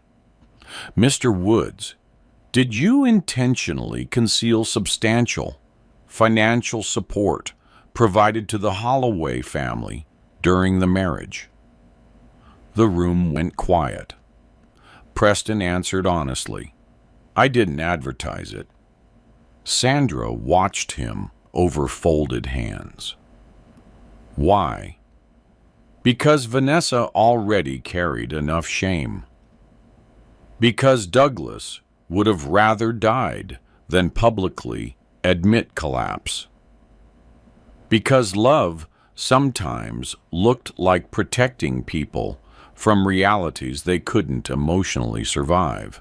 But Preston simplified all of that into one sentence. They needed stability more than they needed speeches. Silence followed. Even Tyler stopped tapping his knee. Sandra nodded slowly and turned toward Evelyn. Proceed. Evelyn opened the first folder. What followed felt less like an argument and more like an audit. Transfer histories appeared one by one. Medical settlements, commercial restructuring agreements, tax liability coverage, inventory, lender negotiations. Every document cleanly time-stamped, every payment verified, every signature authenticated. Grant interrupted occasionally with technical questions, but even he sounded careful now. No theatrics, no aggressive objections. Because facts this organized became dangerous to fight emotionally. Vanessa stared at the documents as though each page rewrote another year of her marriage.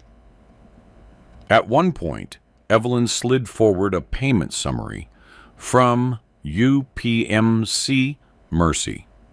Sandra adjusted her glasses. $46,000 in medical liabilities. Evelyn nodded. Directly settled by Mr. Woods across 18 months. Douglas lowered his eyes toward the floor. Vanessa looked physically ill. Grant cleared his throat quietly. Mrs. Woods was unaware of these transactions. Evelyn responded without hesitation. Unaware does not invalidate them. Sandra nodded once. Correct. Then came Holloway Fine Furniture, commercial loan restructuring, vendor settlements, deferred tax liabilities. Sandra looked increasingly unimpressed with the Holloway financial management structure. Tyler finally muttered, "This sounds way worse, Outload." Nobody disagreed. Preston said almost nothing throughout the session. That unsettled Vanessa more than anger would have. She kept waiting for bitterness, for accusation, for a speech about sacrifice. Instead, Preston simply sat there while paperwork spoke for him. Sandra eventually turned toward Vanessa directly. "Mrs. Woods, did you truly have no knowledge? Your husband was financially supporting your family at this level?" Vanessa swallowed hard. "No." Sandra studied her carefully. "None." Vanessa shook her head slowly. "I knew he worked a lot. I knew he helped sometimes. I didn't know." Her voice faltered slightly. "I didn't know it was everything. Everything." The word landed heavily inside the room. Because that was the truth none of them wanted spoken plainly. Preston had not offered occasional support. He became structural support. Sandra wrote several notes before looking back toward the financial summaries. "Mr. Woods," she asked quietly, "why structure these as secured agreements instead of gifts?" Preston finally leaned forward slightly. "Because Evelyn told me people behave differently once pressure changes," Evelyn added calmly. "And because undocumented money disappears in courtrooms." Grant exhaled slowly through his nose. Sandra continued reviewing pages.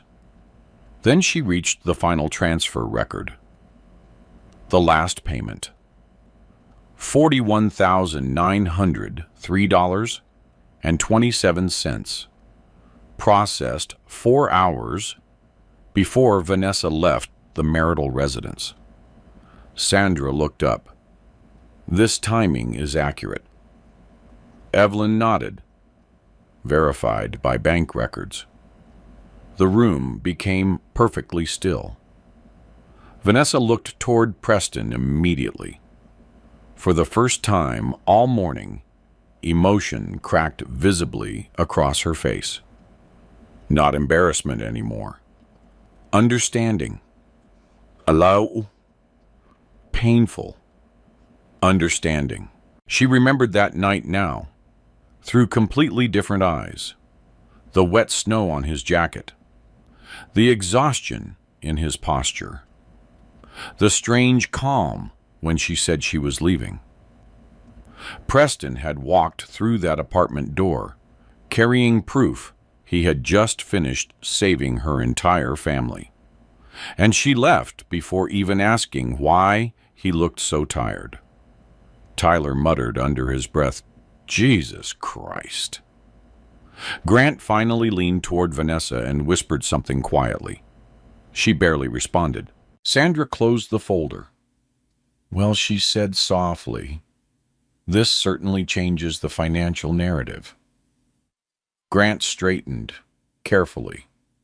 "We still maintain Mrs. Woods has legitimate marital claims." "Of course," Sandra replied. "But those claims now exist alongside substantial documented contributions from Mr. Woods." Evelyn slid another document forward. "There is also the issue of reimbursement structures tied to Holloway business assets." Douglas immediately stiffened. Grant read the page quickly, then slower. Again that tiny shift crossed his face. Concern. Real concern this time. Sandra noticed. "So there are enforceable security interests connected to the furniture business." Evelyn nodded. "Yes." Douglas suddenly spoke for the first time in nearly 20 minutes. "Preston wouldn't enforce those." The room turned toward him. Preston met Douglas's eyes calmly. "You signed them. Not cruel, not threatening, just true." Douglas looked away. First, Sandra removed her glasses slowly. "I'm recommending we recess for today and continue after supplemental disclosures are completed." Nobody objected. The session was already collapsing under the weight of too many revelations. As everyone began gathering papers, Vanessa finally spoke directly to Preston, quietly. "Why didn't you tell me?" The room slowed. Even Grant looked toward him. Preston considered the question for several seconds, then answered in the same calm tone he had used all morning. "Because I thought protecting your family mattered more than getting credit for it." Vanessa's eyes watered immediately. Preston stood before she could respond further. He picked up the slim black binder, still almost empty compared to Evelyn's stacks, because the real weight had never been in the folders. It had been in the years behind them. As Preston walked toward the door, Sandra Bellamy watched him carefully. Then she glanced toward Evelyn and murmured quietly enough that only nearby people heard it. "Your client is either remarkably disciplined." She looked toward the devastated silence surrounding the Holloway side of the room. "Or he spent years preparing for a betrayal he hoped would never happen." Preston paused briefly near the hallway outside, not because he disagreed, because deep down he wasn't completely sure which one was true anymore. Grant Carlisle stopped calling Vanessa as often after mediation. That was the first change. Small, subtle. But Preston noticed it immediately, through the rhythm of legal communication. Before Room 4B emails from Grant arrived fast and aggressive. Demands came wrapped in polished corporate language about fairness, emotional neglect, and marital entitlement. Everything sounded confident, expensive. After Room 4B, the tone shifted. Requests became cautious. Deadlines softened. Questions multiplied. Evelyn Shaw noticed too. Who? He's recalculating, she said one evening while reviewing updated disclosures inside her downtown office. Rain hammered against the windows overlooking Grant Street. Preston sat across from her wearing a dark thermal shirt beneath his work jacket, grease still visible around one cuff from an emergency repair at Allegheny General. Recalculating what risk? Evelyn slid another folder toward him. Vanessa's amended financial disclosure. Preston opened it slowly. New bank activity. Credit card summaries. Temporary housing expenses. Transfers between Vanessa and Grant. Nothing dramatic, individually, but together they created patterns. Evelyn tapped one page. She moved money after separation without reporting it initially. Preston looked down at the highlighted entries. Is that illegal? Not necessarily. Evelyn leaned back.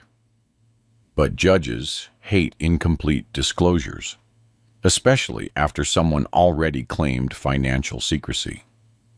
That irony did not escape either of them. 3 years, Preston hid sacrifice to protect Vanessa's dignity. Now Vanessa stood vulnerable because she failed to disclose relatively minor financial movements during divorce proceedings. Truth had strange timing sometimes.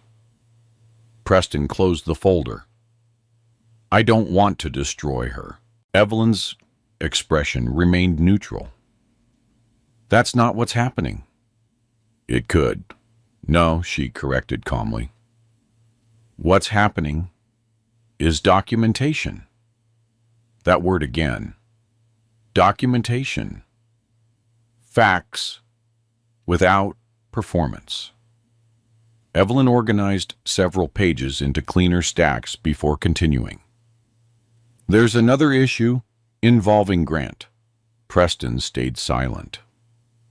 His firm represents 2 development groups tied indirectly to financing discussions with Holloway Fine Furniture.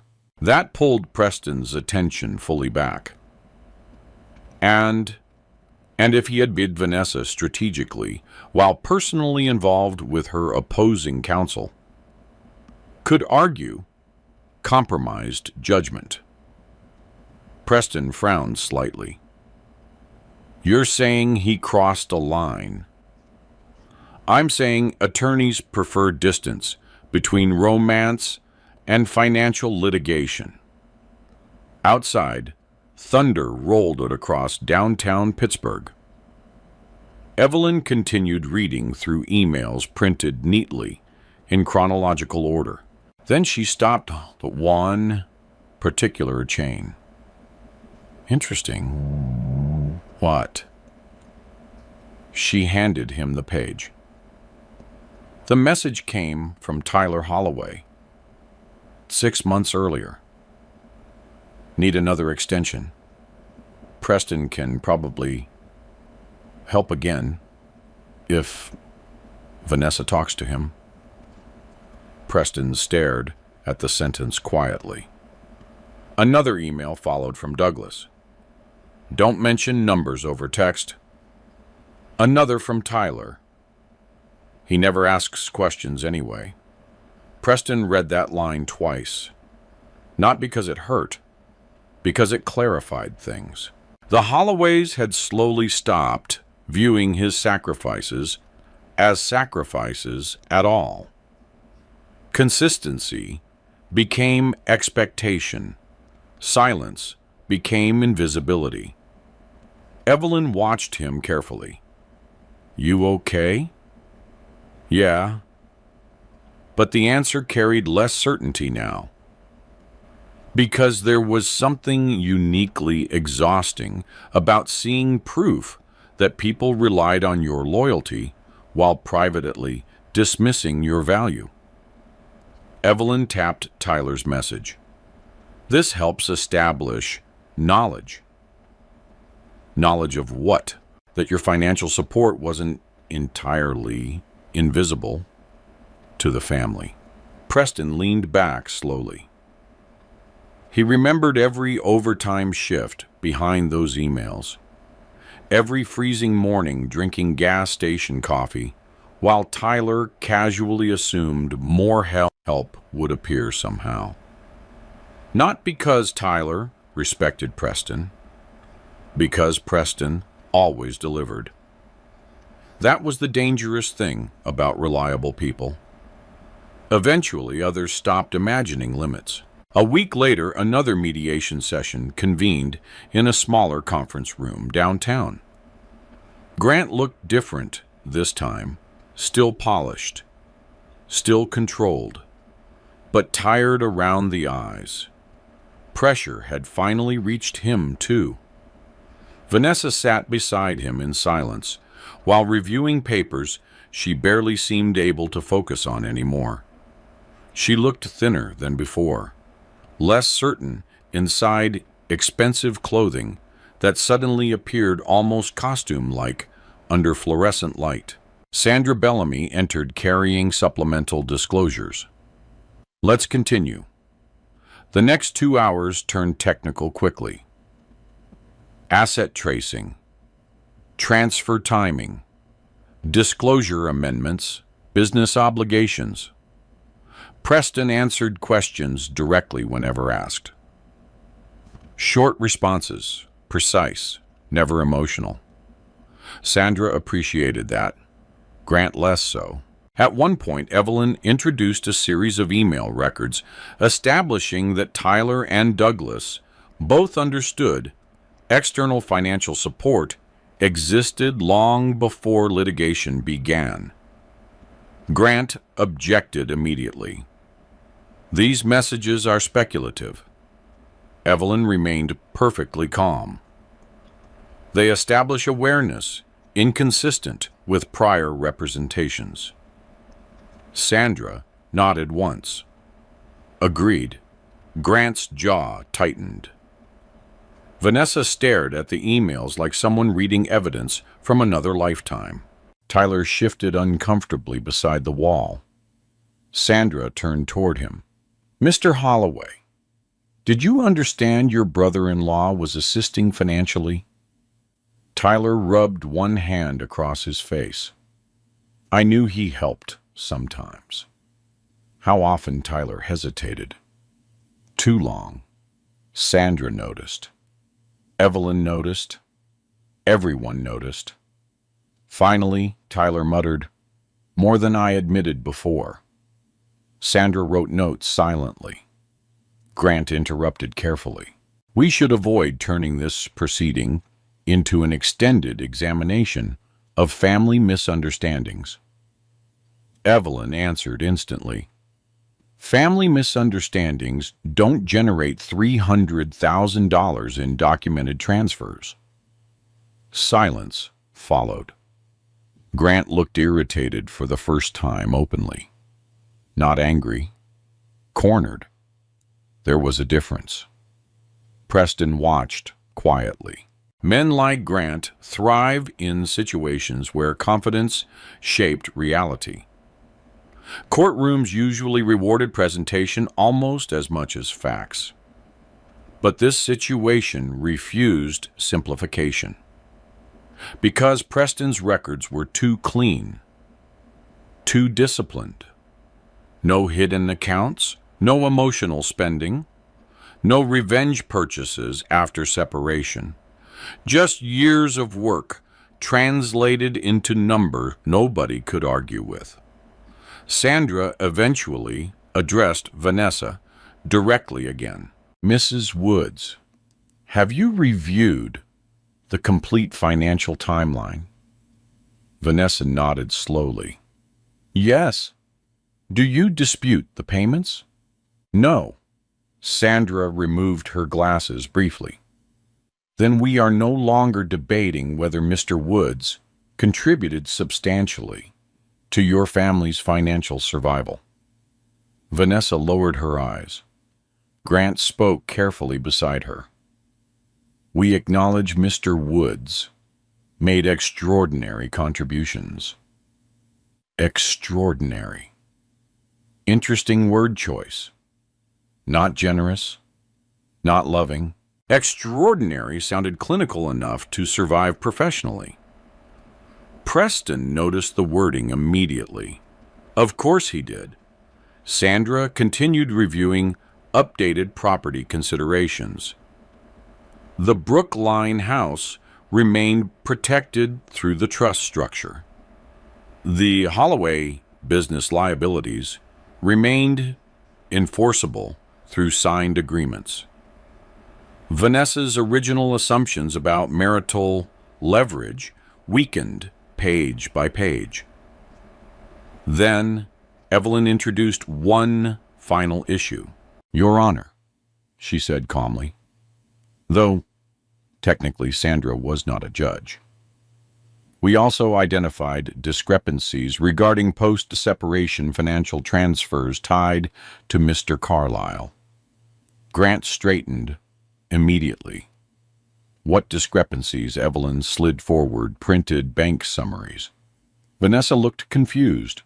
Grant looked irritated now. Sandra reviewed the pages carefully.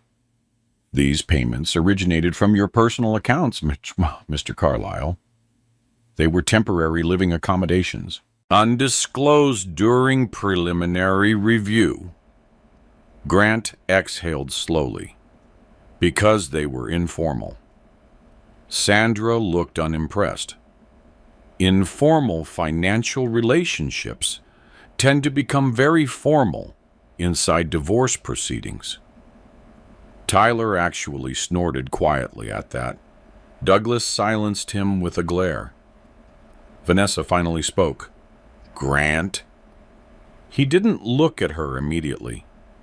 That small hesitation mattered more than words. Preston saw it. Vanessa saw it too. So, for the first time, Grant Carlyle no longer looked entirely in control of the room. And men like Grant built entire identities around control. After another hour, Sandra recessed the session. People gathered papers quietly. No one spoke much. The energy had shifted too far from confidence into exposure. As Preston prepared to leave, Grant approached him near the hallway outside. No hard feelings, Grant said carefully. Preston studied him for a moment. There it was. The retreat. Subtle. Professional. Grant already sensed where this story ended. Preston answered honestly. I never hated you. Grant seemed surprised by that. Then what? Preston glanced briefly toward the conference room, where Vanessa sat alone staring at paperwork. You just arrived. After the hard part was over. Grant said nothing, because there was no defense against that sentence. Not a legal one, anyway. As Preston walked toward the elevator lobby, Evelyn fell into step beside him. Well, she murmured quietly, the expensive shoes are finally slipping. Preston pressed the elevator button. For the first time in months, something inside him felt strangely lighter. Not victorious, just clearer.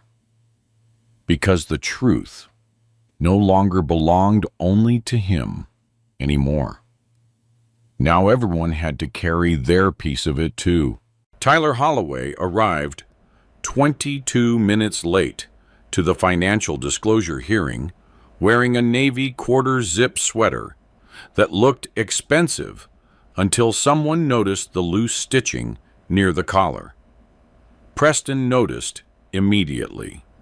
He noticed everything now.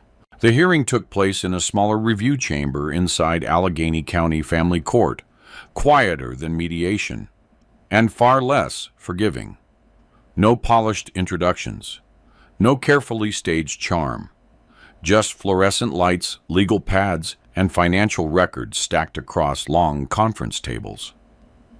Tyler walked in carrying nervous energy, like static electricity. Douglas looked furious already. Vanessa looked exhausted.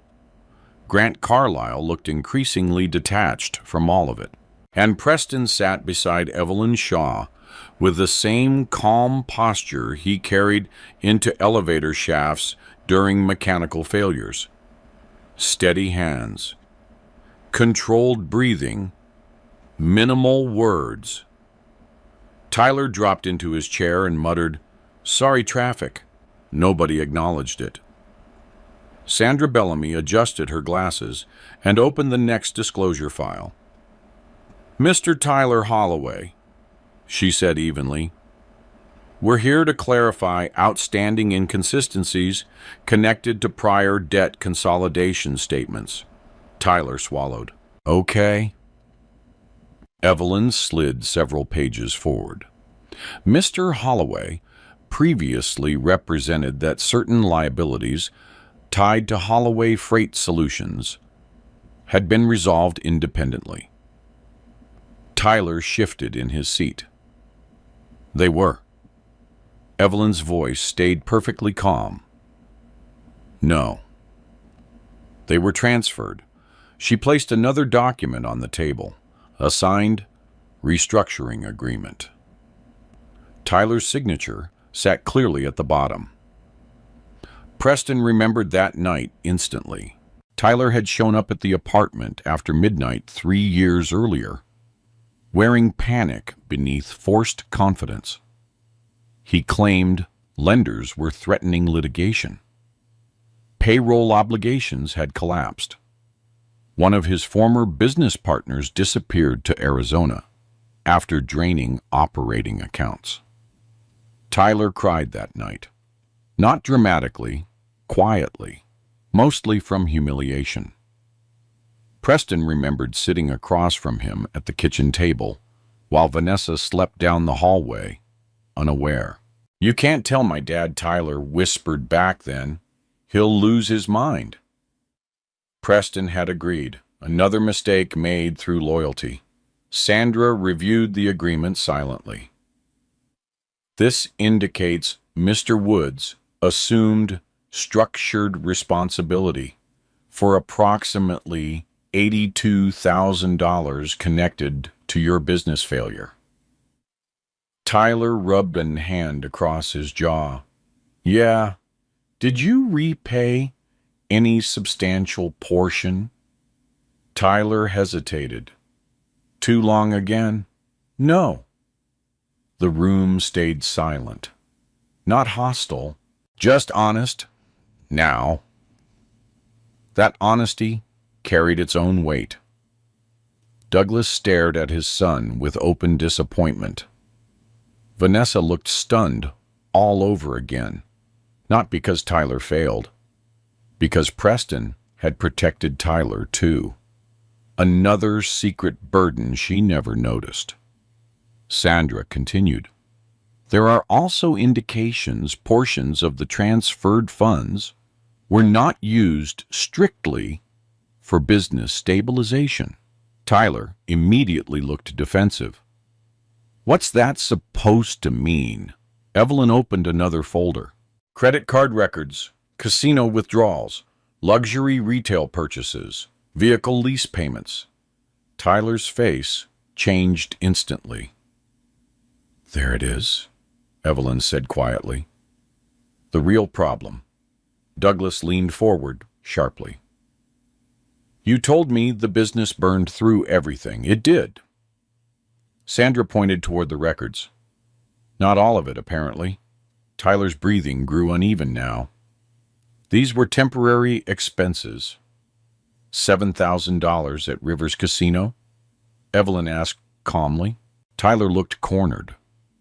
It wasn't like that. Preston remained silent, but memories surfaced one after another. Tyler arriving in expensive jackets while claiming total financial ruin. Tyler talking about recovery plans while Preston quietly rerouted overtime income toward lender negotiations. Tyler calling him reliable. That word felt uglier now. Reliable often meant exploitable to people unwilling to carry their own weight. Vanessa finally spoke. You used the money for gambling. Tyler looked toward her desperately. It wasn't gambling like you think. Grant Carlyle leaned back in his chair slowly. That movement alone told Preston everything. Grant was distancing himself mentally already. No attorney liked messy financial behavior once courts started reviewing timelines. Evelyn slid another item forward, a voicemail transcript. Tyler's face drained immediately. Sandra looked up. What's this? Audio evidence provided voluntarily by Mr. Woods, Evelyn answered. Preston hadn't listened to the recording in over a year. He remembered exactly when it was left. 9:13 a.m. Rainstorm outside. Emergency elevator repair at St. Clair Hospital. His phone vibrating inside the maintenance corridor. Tyler had been drunk, scared too. Sandra began reading silently, then aloud. Preston, hey, I know you hate attention, man, but thank you, seriously. You saved me. Don't tell Vanessa I called. I know what you're doing for all of us. Silence swallowed the room afterward. Tyler closed his eyes briefly. Vanessa stared at him. You knew. It was complicated. No, she said quietly. You knew. Tyler looked toward Preston now. Not arrogantly anymore. Ashamed. Look, I didn't know how to fix any of it. Preston finally spoke for the first time in nearly 20 minutes. So, you let someone else fix it? For you? Tyler flinched slightly. Not because Preston raised his voice. Because he didn't. Calm disappointment always cut deeper than anger. Sandra folded her hands together. This changes the disclosure landscape significantly. Grant nodded reluctantly. Yes. That single word sounded expensive, coming from him, measured, controlled. But exhausted. Douglas suddenly stood and walked toward the windows, overlooking the courthouse parking lot. Snow drifted lightly outside, while traffic moved slowly beneath gray skies. My entire family has been living inside a lie, he muttered. Preston understood why he said it. But the statement wasn't fully accurate. The lie wasn't the debt. The lie was assuming quiet people carried less weight simply because they complained less about it. Vanessa looked toward Preston again. There was no defensiveness left in her expression now, only reconstruction. Like someone mentally rebuilding years she previously misunderstood. You paid Tyler's debt too, she asked softly. Preston nodded once. Why? Because he loved her. Because families collapse collectively even when only one member fails. Because some people solve problems quietly instead of publicly. But he simplified it again. Your mother was already sick. Your father was already drowning. Vanessa lowered her eyes immediately. Grant checked his watch. Small gesture, important gesture. Preston noticed it. Grant wanted out, not officially yet, but emotionally. The situation no longer resembled a glamorous escape story involving a neglected woman and a successful attorney. Now it looked like exactly what it was. A financially disciplined man quietly holding together people who underestimated him. Sandra eventually requested additional supplemental disclosures tied to Tyler's prior representations. Tyler looked miserable now. Douglas looked old. Linda looked heartbroken. Vanessa looked like someone waking up too late. And Preston simply looked tired, not triumphant. That mattered, because he never wanted revenge. He wanted truth placed where nobody could avoid it anymore. As papers shuffled toward the end of the session, Tyler suddenly spoke again. Quiet this time. I never thanked you properly. Nobody moved. Preston looked at him calmly. You did once. Tyler frowned slightly. The voicemail, Preston nodded. That was enough. Tyler stared at the table afterward, unable to respond. Because both men understood something uncomfortable in that moment. Preston had never demanded worship, never demanded repayment, never even demanded acknowledgement. He only expected people not to mistake silence for weakness. Sandra closed the file slowly. We'll reconvene after updated financial certifications are submitted. Everyone stood gradually. Chairs scraped against tile flooring. Grant gathered papers without speaking much. Vanessa remained seated several seconds longer than everyone else. Then finally, she looked up at Preston. I don't know how to talk to you anymore. That sentence carried more honesty than anything she'd said in weeks. Preston considered it quietly, then answered with the same steady voice that carried him through every disaster so far. You never really did. Vanessa's eyes watered instantly. Not from cruelty, from recognition. Because deep down, she knew he was right. She spent years speaking around Preston instead of into him, talking about appearances instead of fears, ambition instead of sacrifice, image instead of foundation. Now the foundation sat exposed in court records and bank transfers, while everything built on top of it cracked apart under pressure. As Preston walked toward the hallway, Evelyn stepped beside him. You handled that well. I'm not trying to humiliate them. I know. She glanced back toward the room, where Tyler still sat, motionless at the table. That's probably why this hurts them so much. Preston said nothing. Because Evelyn was right. Cruelty could be dismissed, but truth delivered calmly. Truth stayed. And somewhere behind them, inside a courthouse filled with dissolving marriages and broken promises, the Holloway family finally began understanding the cost of the quiet man they spent years overlooking. Vanessa found Preston at 2:18 in the morning inside the employee parking garage beneath UPMC Presbyterian.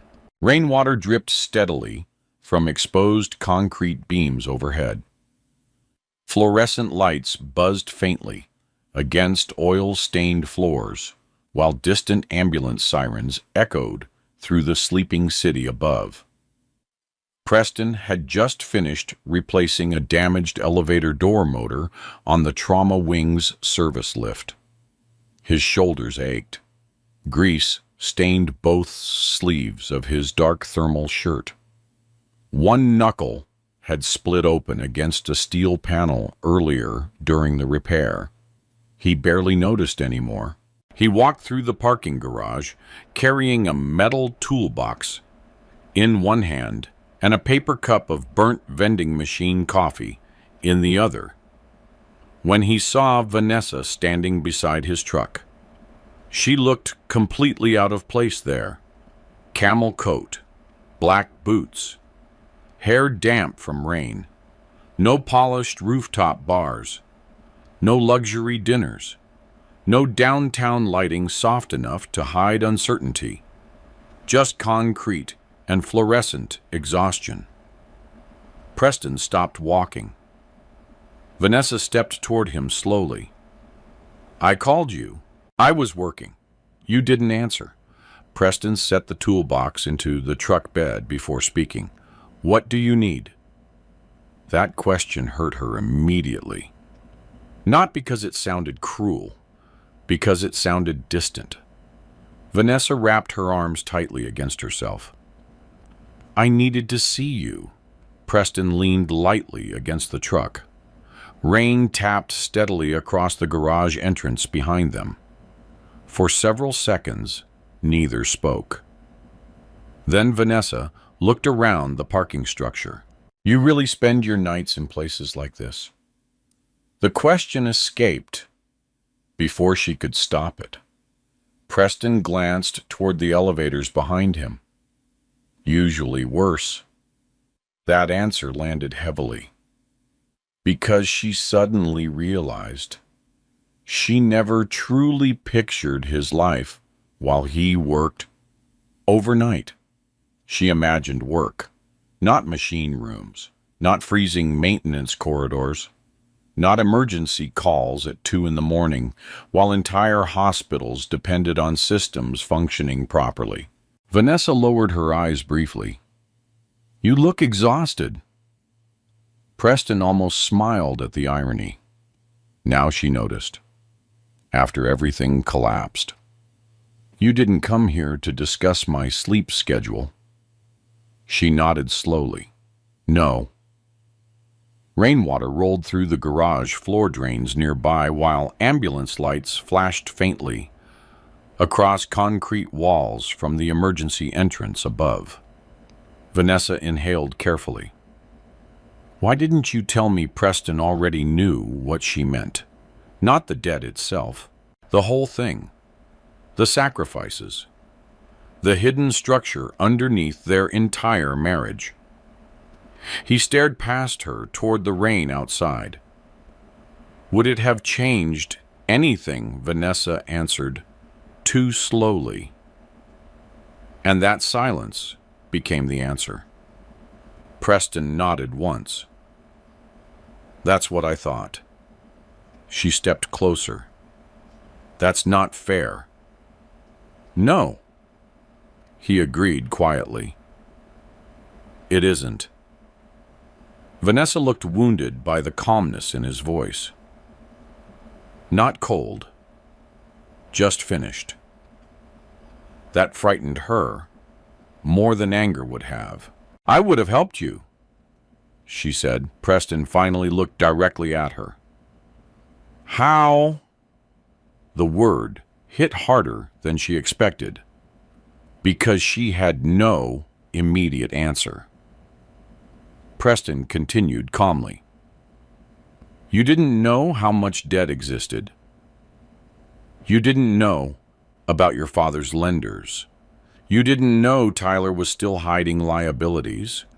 You didn't even know your mother's treatment balances. Vanessa swallowed hard. You should have trusted me. I did trust you. Then why keep it secret? Preston looked down briefly at his hands. The skin around his knuckles remained cracked from years of winter repairs and industrial solvents. Finally, he answered, "Because I knew how ashamed you already felt." Vanessa stared at him silently. Preston's voice stayed low and steady. "You were already carrying your family's collapse around every day. I wasn't going to hand you spreadsheets, too." That broke something quietly inside her expression. Rain continued falling beyond the garage entrance, while a maintenance cart rattled faintly somewhere deeper underground. Vanessa wiped quickly beneath one eye. "You paid $300,000 for people who barely appreciated you." Preston shrugged slightly. "They were your family. That's not an answer?" "It's the only one I have." Vanessa shook her head slowly. "No, there has to be more than that." Maybe there was. Love, duty, habit. The strange instinct some men carried to absorb damage silently if it kept everyone else standing. But Preston had never been good at translating those things into speeches. He solved problems physically instead, one repair at a time. Vanessa looked at the truck behind him. The same old Ford, same cracked dashboard, same faded work stickers near the rear window. "You could have changed your whole life with that money." Preston answered immediately. "I was trying to—" That sentence emptied the air between them, because she finally understood what he meant. The money was never about debt. It was about building stability, a future, a marriage strong enough to survive pressure. And while Preston spent years constructing it quietly, Vanessa spent those same years searching for signs of ambition, loud enough to impress her. She covered her mouth briefly. "Oh my God." Preston remained still. No accusation, no bitterness, just truth standing there in fluorescent light. Vanessa looked at him differently now. Not because he secretly had money. That misunderstanding disappeared already. What changed was scale. She finally saw the size of the burden he carried without asking anyone to clap for it. "You sold things, didn't you?" she asked softly. Preston hesitated, then nodded once.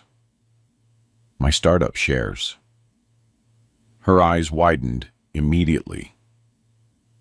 "You told me you were holding those long-term." "I was. Those could have been worth millions someday." "Maybe." Vanessa stared at him in disbelief. "You gave that up for us," Preston leaned against the truck again. "For stability." The answer somehow hurt worse, because he never framed sacrifice dramatically. That made it impossible to dismiss as manipulation. Vanessa stepped closer again. "I made you feel small." Preston stayed quiet. She laughed once softly, through tears. "That silence means yes. It means you already know." Rain hammered harder now outside the garage, while cold wind drifted through the lower-level entrance. Vanessa looked exhausted suddenly, not physically, emotionally stripped down. All this time, she whispered, "I thought you didn't want more out of life." Preston looked toward the elevators again. "I wanted peace." The simplicity of that answer nearly destroyed her.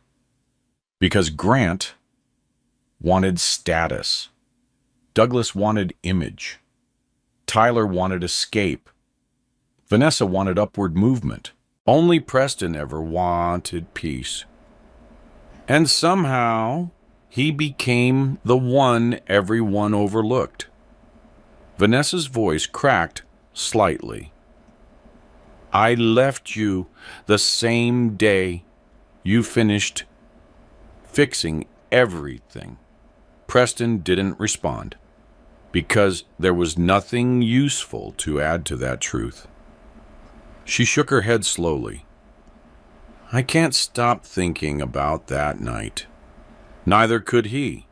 The suitcase, the snow, the folded bank receipt inside his pocket while she walked away with another man. Vanessa wiped her eyes again. Why didn't you stop me? That question finally drew a visible reaction from Preston. Not anger. Sadness. Small, but real. He looked at her carefully before answering. Because I didn't want someone staying out of guilt. Vanessa closed her eyes briefly. Another ambulance siren echoed somewhere above them. When she opened her eyes again, she looked terrified for the first time since entering the garage. Not of Preston, of consequences, of realization, of understanding someone fully only after losing access to them. I don't know what to do now, she admitted quietly. Preston nodded once. Honesty at last. Then he opened the truck door. Vanessa looked up quickly. That's it. What else is there? I said I was sorry. I know. And Preston rested one hand on the truck door. Rain reflected silver across the garage floor between them. Finally, he spoke. I spent years trying to leave you with your dignity. Vanessa froze completely. Because suddenly everything made sense. Why he hid the debt. Why he never exposed Tyler. Why he protected Douglas from humiliation. Why he absorbed pressure quietly instead of announcing sacrifice publicly. Even now, after betrayal, he still spoke like someone protecting her, not punishing her. That realization hurt more than rage ever could have. Preston climbed into the truck. Vanessa stood motionless beside the parking space. The engine started with its familiar rough vibration. Before pulling away, Preston lowered the window slightly. You should go home, Vanessa. Home. The word sounded uncertain now. Then the truck rolled slowly through the parking garage and disappeared into the rain-soaked Pittsburgh night, leaving Vanessa alone beneath fluorescent lights with the full weight of what she had walked away from finally settling onto her shoulders. The final financial hearing took place on a gray Thursday morning beneath heavy clouds, hanging low over downtown Pittsburgh. Rain streaked across courthouse windows while people hurried through security, carrying briefcases, coffee cups, and exhausted expressions. The Allegheny County Family Court building smelled faintly of wet coats and industrial floor cleaner. Preston arrived early again, not out of anxiety, habit. Years of emergency maintenance work trained him to appear before problems did. He sat quietly beside Evelyn Shaw in courtroom 2C while reviewing the final settlement summaries one last time. The black binder rested neatly on the table between them, thinner now after months of disclosures, mediation, and financial tracing. Most of the fighting had already died. Truth usually exhausted conflict eventually. Vanessa entered several minutes later wearing a dark navy coat and almost no makeup. The change looked subtle to anyone else, not to Preston. She no longer dressed like someone trying to win a room. Grant Carlyle walked beside her carrying a slim portfolio, though even his posture seemed different now. Less polished, less certain, like a man already halfway emotionally removed from a case he no longer believed in. Douglas and Linda Holloway sat quietly in the back row. Tyler arrived last. Nobody spoke much before proceedings began. Judge Miriam Holloway entered at precisely 9 o'clock. Mid-60s. Sharp voice. Little patience for emotional performances unsupported by evidence. She reviewed the file silently for nearly 3 minutes before speaking. I've gone through the supplemental disclosures, mediation summaries, and financial records submitted by both parties. The courtroom remained still. Judge Holloway adjusted her glasses slightly. This case began as a fairly standard dissolution proceeding. A pause. It is no longer standard. No one disagreed. The judge turned first toward Vanessa. Mrs. Woods originally alleged financial instability and emotional absence on the part of Mr. Woods. Vanessa lowered her eyes slightly. Judge Holloway continued. The documentation presented demonstrates substantial, long-term financial support provided by Mr. Woods, not only toward marital obligations, but toward extended family liabilities. Grant shifted subtly beside Vanessa. Judge Holloway noticed immediately. These records are exceptionally thorough. That sentence mattered because judges trusted consistency more than charm. And Preston's entire life was built on consistency. Evelyn remained calm beside him while the judge reviewed property considerations. The Brookline residence remains protected under premarital trust structures. Claims against the property are therefore limited. Vanessa nodded once quietly. No argument. That fight ended weeks earlier. The judge moved next toward the Holloway business obligations.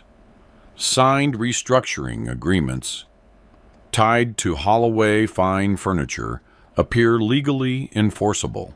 Douglas looked physically older, hearing the words aloud. Judge Holloway turned a page. However, everyone lifted slightly at that. Mr. Woods has not sought aggressive enforcement despite holding clear leverage. For the first time that morning, the judge looked directly at Preston. That restraint is noted by the court. Preston answered simply, I didn't want to destroy anyone. The judge studied him carefully. That answer sounded different after months of evidence. Not dramatic, credible. Grant finally spoke. My client acknowledges. Mr. Woods acted generously. Interesting shift from financially secretive. Judge Holloway's expression barely changed. Generosity is not the central issue here, Mr. Carlyle. Transparency and equity are. Grant nodded once. Carefully. The hearing continued for nearly another hour. Asset distribution, account separation, tax responsibilities, reimbursement structures, everything reduced to paper signatures and legal language. That was the strange thing about divorce. Years of marriage eventually collapsed into numbered paragraphs. At one point, Judge Holloway addressed Vanessa again directly. "Mrs. Woods, do you dispute any of the documented contributions made by your husband?" Vanessa looked toward Preston before answering. "No," the judge nodded. "Do you dispute that those contributions materially preserved your family's financial position?" Another pause. Then no. The honesty sounded painful. Because it was. Judge Holloway folded her hands together. In light of the evidence presented, the court finds Mr. Woods acted with unusual financial discipline and substantial good faith throughout the marriage. Preston remained still. But inside something shifted quietly. Not pride. Relief, baby. Because, for the first time, someone in authority looked directly at the truth instead of appearances surrounding it. Judge Holloway finalized the primary settlement terms shortly afterward. Vanessa would receive limited transitional support, no claim against the trust property, shared marital accounts divided proportionally. The Holloway business obligations would remain enforceable under negotiated repayment structures supervised outside family court. Far less devastating than what Preston legally could have pursued. That mattered too. The judge noticed. "Mr. Woods," she said, reviewing the final summary, "you had grounds to press significantly harder regarding several financial recoveries." Preston answered honestly, "I know. Why didn't you—" The courtroom went quiet again. Preston thought briefly about the parking garage conversation with Vanessa, about Linda's hospital room years earlier, about Tyler crying quietly at the kitchen table after midnight. Then he answered with the same calm voice he used for everything important. Because punishment and closure aren't the same thing. Even the court reporter paused briefly before continuing to type. Judge Holloway watched him carefully, then nodded once. Fair enough. The hearing concluded 23 minutes later. Just like that. Years finished. The marriage legally dissolved beneath fluorescent courtroom lighting, and rain tapping softly against tall windows. People began gathering papers quietly. No celebration, no dramatic collapse, just exhaustion settling across everyone differently. Douglas approached Preston first near the courtroom exit. The older man looked uncomfortable in a way Preston had never seen before. Not arrogant, not defensive. Human. "I misjudged you," Douglas admitted quietly. Preston said nothing. Douglas swallowed once. "You carried all of us." "No," Preston replied calmly. "I carried debt. There's a difference." Douglas lowered his eyes because he understood exactly what Preston meant. Money could stabilize people temporarily. Character was something else entirely. Tyler approached next. He looked embarrassed just standing there. "I'm getting help," he said quietly. Preston nodded once. "Good. I mean it this time." I know. Tyler frowned slightly. How Preston almost smiled. Because this is the first time you sound ashamed instead of unlucky. That sentence stayed with Tyler visibly. Then came Vanessa. Everyone else drifted away slowly, until only the two of them remained near the courtroom hallway windows, overlooking rain-covered streets below. For several seconds, neither spoke. Vanessa looked exhausted, not from court, from realization. I kept waiting for you to hate me, she admitted softly. Preston looked out toward downtown Pittsburgh. I tried. Her eyes widened slightly. But you couldn't. Preston thought about that honestly. Hatred required energy, and most of his energy had already been spent surviving. Finally, he answered, I just got tired. Vanessa's eyes filled immediately. That hurt more than anger. Because tiredness meant something had truly ended. Not exploded, ended. Quietly. Like a machine finally shutting down after running too long. She wiped beneath one eye quickly. I'm sorry, Preston. This time, the apology sounded real. No defense attached to it. No excuses. Just grief. Preston nodded slowly. I know. And for the first time, he truly did. Vanessa looked like she wanted to say more. Maybe ask for another chance. Maybe ask whether anything could still be repaired. But some questions arrived too late to survive honest answers. So instead she whispered, You deserve better from me. Preston looked at her one final time, then answered with complete calm, Maybe. But I deserved better from myself too. Vanessa frowned slightly. What does that mean? It means I should have stopped carrying people who were comfortable watching me break. Silence followed. Heavy silence. True silence. Then Preston picked up the black binder from the bench beside him. Years of sacrifice reduced to organized paperwork and closing signatures. Finished.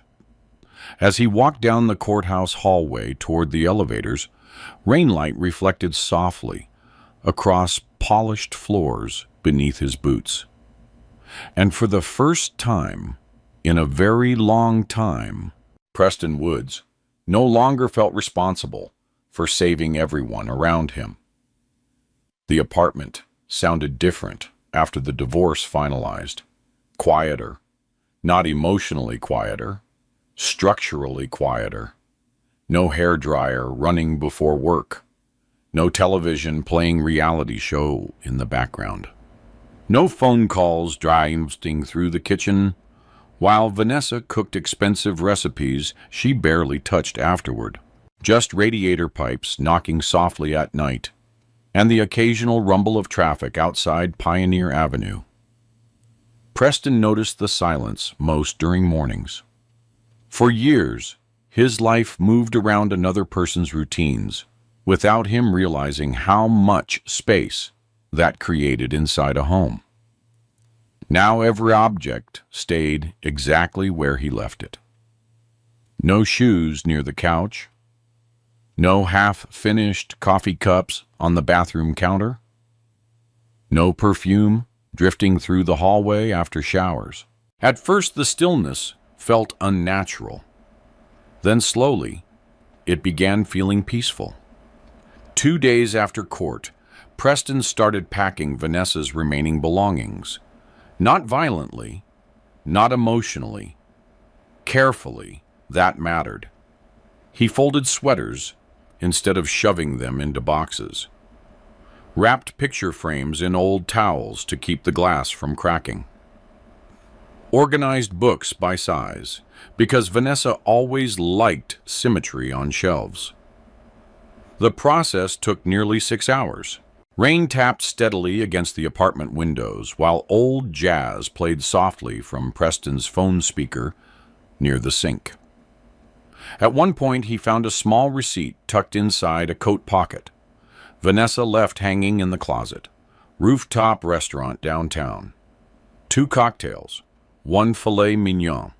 Grant Carlisle. The date matched roughly 3 months before she moved out. Preston stared at the receipt for several seconds, then folded it once and dropped it into the trash. No anger, no ceremony, just finished. By evening, 12 labeled boxes sat stacked neatly near the front door. Vanessa texted shortly afterward, "Can I come tomorrow for the rest?" Preston looked at the message while sitting alone at the kitchen table, eating microwaved soup from a ceramic mug. Finally, he typed, "Yes, afternoon is fine. Nothing else, no bitterness, no invitation either." The next morning began at 4:40 a.m. with an emergency call from UPMC Presbyterian. Freight elevator malfunction. 3rd basement level. Preston drove downtown through freezing fog while Pittsburgh still slept beneath pale winter darkness. By 7:30, he stood waist-deep inside an open control cabinet, tightening damaged relay connections, while hospital staff moved around him carrying coffee and patient charts. "You ever sleep?" one nurse asked jokingly. "Sometimes." She laughed. Preston didn't. Because exhaustion had stopped feeling temporary a long time ago. Around noon, his supervisor called, unexpectedly. "Need you upstairs. Why administration meeting?" Preston frowned slightly. Maintenance workers rarely got invited upstairs unless something had gone wrong. But when he entered the administrative conference room on the 12th floor, he found 3 people waiting instead. Hospital operations director, facilities manager, regional infrastructure consultant, all dressed like people whose hands never smelled like machine oil. The operations director stood first. "Mr. Woods, we've been reviewing your overnight performance reports." Preston remained cautious immediately. "Okay." The consultant slid several printed sheets across the table. Maintenance efficiency numbers, emergency response times, repair cost reductions, energy optimization recommendations Preston submitted months earlier and forgot about afterward. "We didn't realize you were doing this level of systems analysis," the consultant said. Preston shrugged slightly. "Machines tell you what they need if you pay attention long enough." The facilities manager smiled at that. Then came the offer. Regional elevator system supervisor. Higher salary. Day shifts, mostly. Company vehicle. Infrastructure oversight instead of constant emergency repairs. Preston sat quietly for several seconds after hearing the numbers. Not because he doubted himself, because the timing felt strange. For years he pushed himself beyond exhaustion simply to keep other people financially alive. Now suddenly there was room ahead of him again. The operations director misread his silence. "You don't have to answer immediately." "I'll take it," Preston said. 3 people smiled almost at once. As Preston signed preliminary paperwork, a strange realization settled quietly inside him. No one in that room cared about appearances, only results. That felt refreshing. By late afternoon, he returned to the apartment just before Vanessa arrived. She knocked softly. Preston opened the door wearing jeans and a gray thermal shirt hands still marked with grease stains from work. Vanessa looked thinner again. The confidence she carried around Grant had mostly disappeared now, replaced by something more honest. Fatigue, maybe, or humility. Her eyes moved immediately toward the packed boxes near the wall. You already organized everything. Preston stepped aside slightly. Yeah. Vanessa entered quietly. For several minutes, she just looked around the apartment. The old radiator. The tilted kitchen floor. The dining table, where so many bills once sat hidden beneath silence. I used to hate this place, she admitted softly. Preston nodded. I know. And now it feels... She searched briefly for the word. Safe. That almost made him smile. Because safety was exactly what he spent years trying to build. Vanessa walked toward the stacked boxes. You wrapped the dishes so they wouldn't break. Another silence settled between them. Not hostile anymore, just sad. Vanessa glanced toward the kitchen table where a folder sat beside Preston's coffee mug. What's that work paperwork? She looked at him carefully. You got promoted, Preston shrugged lightly. Something like that. What kind of position? Regional Systems Supervisor? Real surprise crossed out her face immediately. That's huge. Yeah. You never told me you wanted management. Preston looked toward the window. I never really had room to think about what I wanted. The sentence landed hard again. Because it was true. Vanessa lowered her eyes. Grant moved out last week. Preston said nothing. He said things got too complicated. Still nothing. Vanessa laughed once quietly, without humor. I think he realized you weren't the man he assumed you were. Preston leaned lightly against the kitchen counter. That makes two of you. She nodded slowly. Fair enough. Vanessa eventually carried the first box toward the door.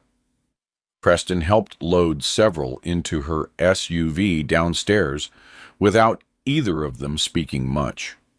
Snow drifted lightly across the parking lot, while evening traffic moved slowly through Brookline. After the last box, Vanessa stood beside the open trunk, with both hands tucked into her coat pockets. I wrote you something, she said quietly. Preston frowned slightly. What? A letter. She reached into her purse and handed him a sealed envelope. I'm not asking for anything, she added quickly. I just needed to say things properly. Preston looked down at the envelope, then nodded once. Okay. Vanessa closed the trunk slowly afterward.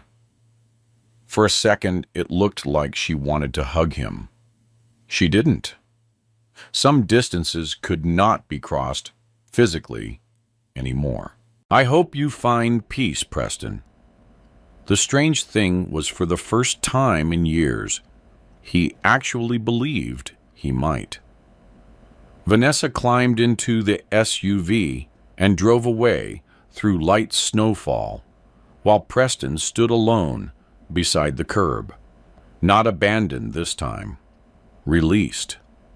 Later that night, after another quiet dinner and a long shower, Preston finally opened the envelope Vanessa left behind. He read the first line, then stopped, not because it hurt, because exhaustion suddenly washed over him harder than any emotion had. 3 years of pressure, leaving the body, all at once. Preston folded the letter carefully and placed it inside the same lockbox holding the final bank receipt and all the old financial agreements. Then he closed the lid, locked it. And for the first time since this entire story began, he didn't feel the need to open it again. 6 months after the divorce, Preston Wood stopped waking up, expecting disaster. That was how he knew healing had finally started. Not because he felt happy every day, not because the past disappeared, but because silence no longer sounded like incoming collapse. Spring arrived slowly across Pittsburgh that year. Dirty snowbanks melted into rainwater streams along curbs. Construction crews returned downtown. The rivers reflected pale, morning sunlight instead of winter steel. And for the first time in years, Preston worked mostly during daylight. The new position changed everything quietly. Regional Systems Supervisor sounded corporate on paper, but most days still involved elevators, diagnostics, infrastructure reports, and emergency planning across multiple hospital campuses. The difference was pace. No more sleeping inside maintenance rooms between overnight calls. No more 14-hour emergency shifts, followed immediately by lender negotiations and hidden transfers. Now Preston carried a company vehicle, managed rotating crews, and spent mornings reviewing performance systems instead of crawling through elevator shafts at 3 in the morning. People listened when he spoke. That part still felt strange. One Tuesday morning, Preston stood inside the observation level cafeteria of UPMC Presbyterian, holding the same old plastic lunch container he'd used for years. Turkey sandwich, apple slices, black coffee. Some habits survived everything. Below the tall glass windows, Pittsburgh stretched across the hills in layers of bridges, steel, and moving traffic beneath pale blue skies. A younger technician named Marcus sat across from him halfway through lunch. "You know people are scared of you now, right?" Preston frowned slightly. What? Marcus laughed. "Not scared, scared. Respect, scared." Preston shook his head once. "I fix elevators." "No," Marcus replied. "You fix disasters before they happen." "That's different." "Interesting." Because that was exactly what he spent years doing inside his marriage, too. Only now, someone finally recognized it. Across town, the Holloway family had changed as well. Douglas sold part of the showroom property under restructuring agreements negotiated through Evelyn Shaw's office. Not catastrophic, but humbling. Tyler entered a gambling addiction recovery program voluntarily after nearly losing another business opportunity. For the first time in his adult life, he stopped talking like success was about to arrive magically next month. Linda continued cardiac treatment quietly and began volunteering twice a week at a church food pantry near Sewickley. People changed after exposure, sometimes slowly, sometimes painfully. Vanessa changed most of all. Preston learned pieces indirectly through paperwork updates and occasional conversations with Evelyn. Grant Carlisle had fully withdrawn from her life shortly after the final hearings concluded. No dramatic betrayal, no screaming breakup, just distance. Grant preferred controlled environments, and nothing about the situation remained controllable anymore.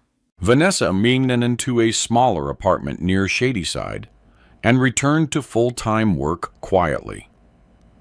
Fewer social events, fewer luxury dinners, fewer performances, more reality. Preston thought about her less often now. That surprised him. Not because he stopped caring entirely, because eventually, exhaustion finished processing what heartbreak started.